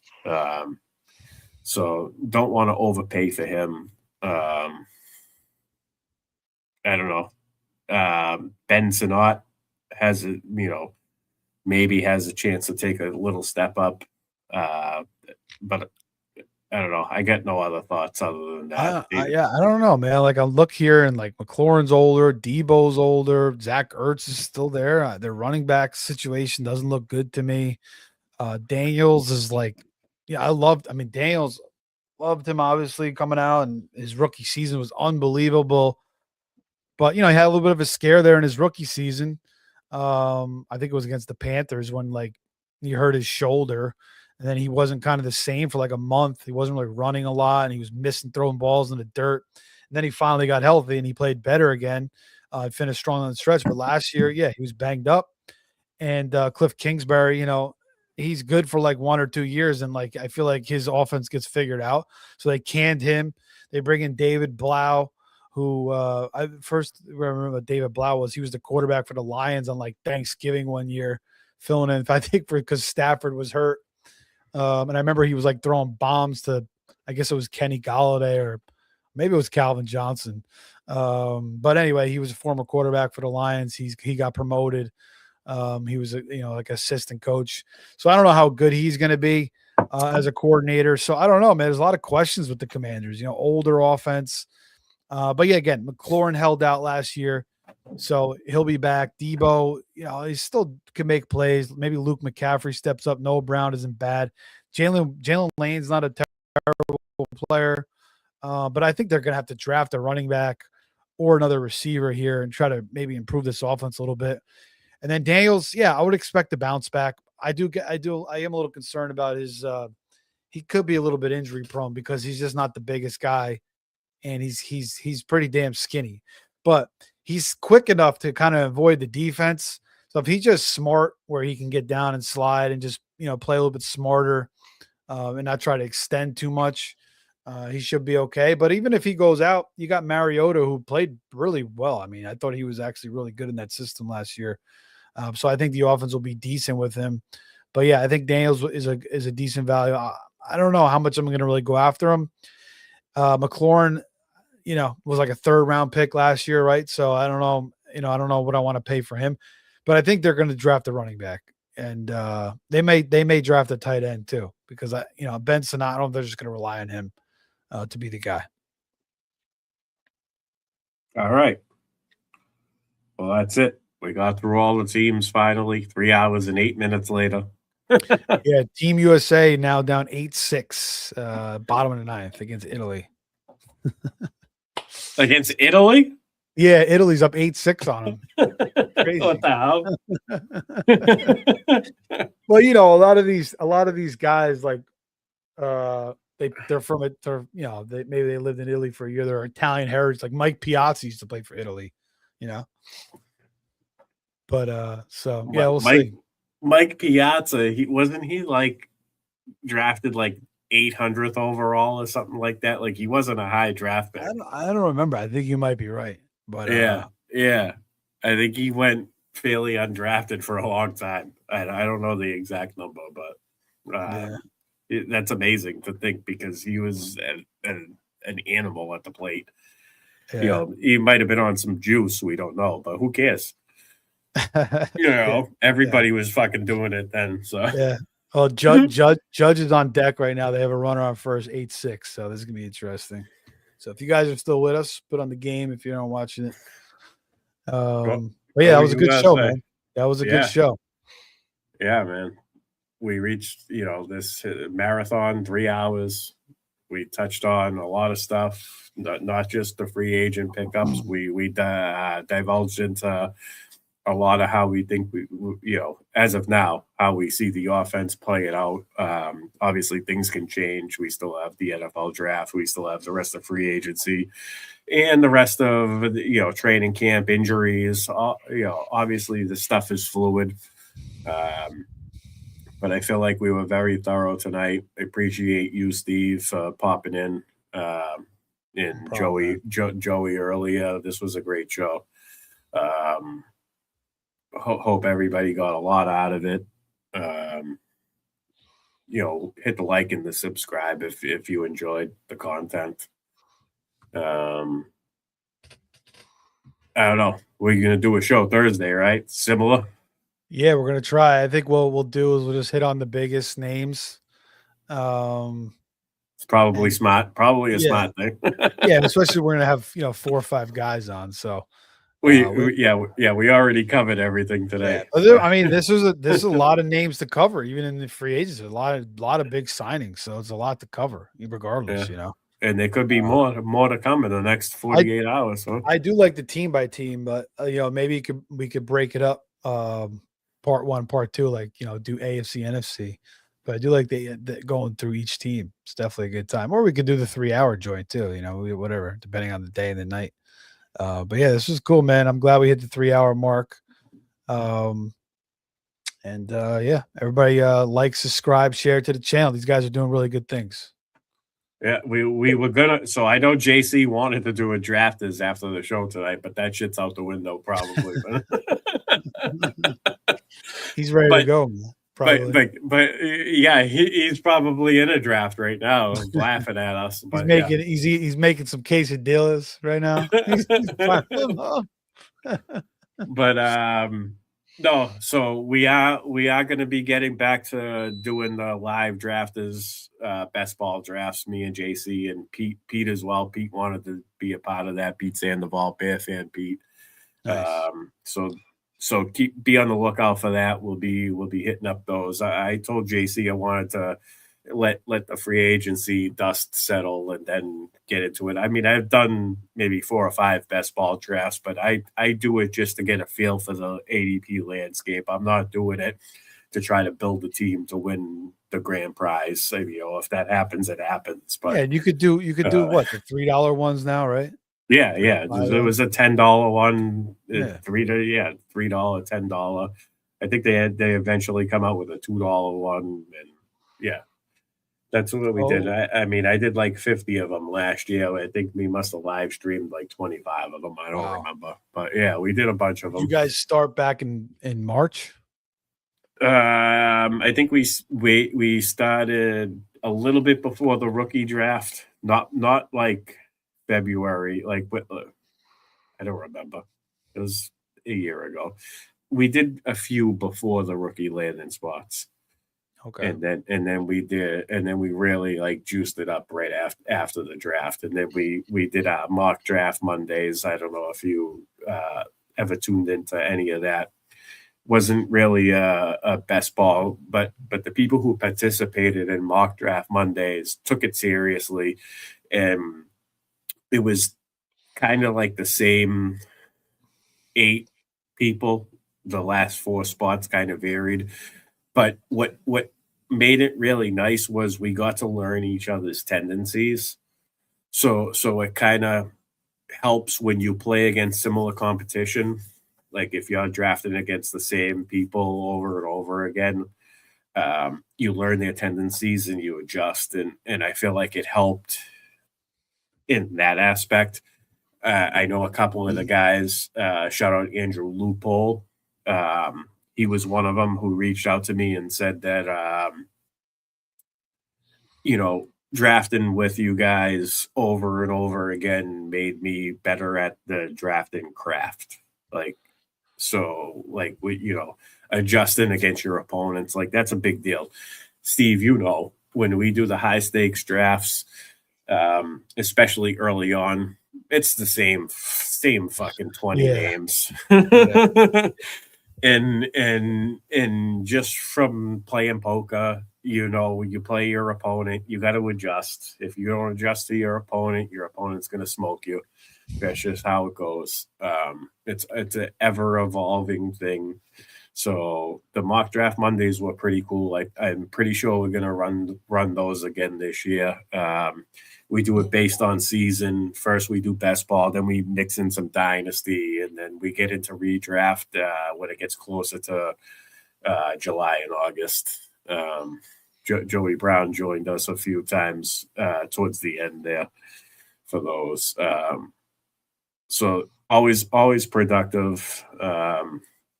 Got to be working on your drafting skills, man.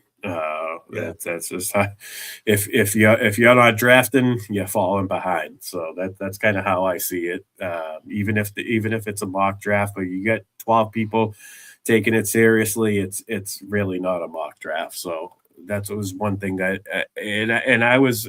argue with anybody. Mock drafts are stupid, but if you can get the right people to do them, then they are productive. So I did get a lot out of that. We discussed a lot of players throughout the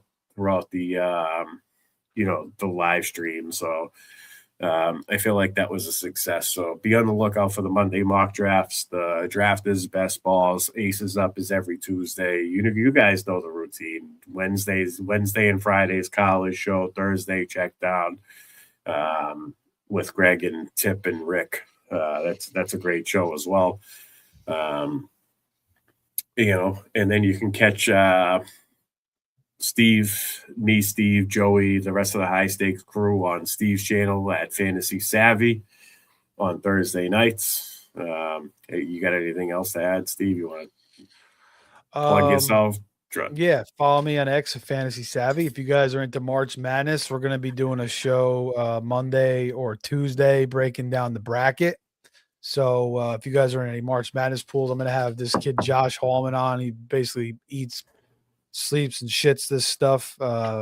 This year, I do too, but this year I didn't watch as much. So I'll be leaning on him a little bit more. But I'll be watching the conference tournaments all weekend as the tournament is gearing up. There's going to be a lot of great games this weekend. So yeah, March Madness Selection Sunday is this Sunday. So check that out if you guys are interested.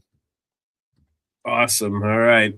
I think we're going to get out of here. Appreciate everybody for tuning in. Again, hit that like, hit that subscribe. And let me get the mouse in the right spot so I can close out properly. Nice. All right. We'll check you all next week.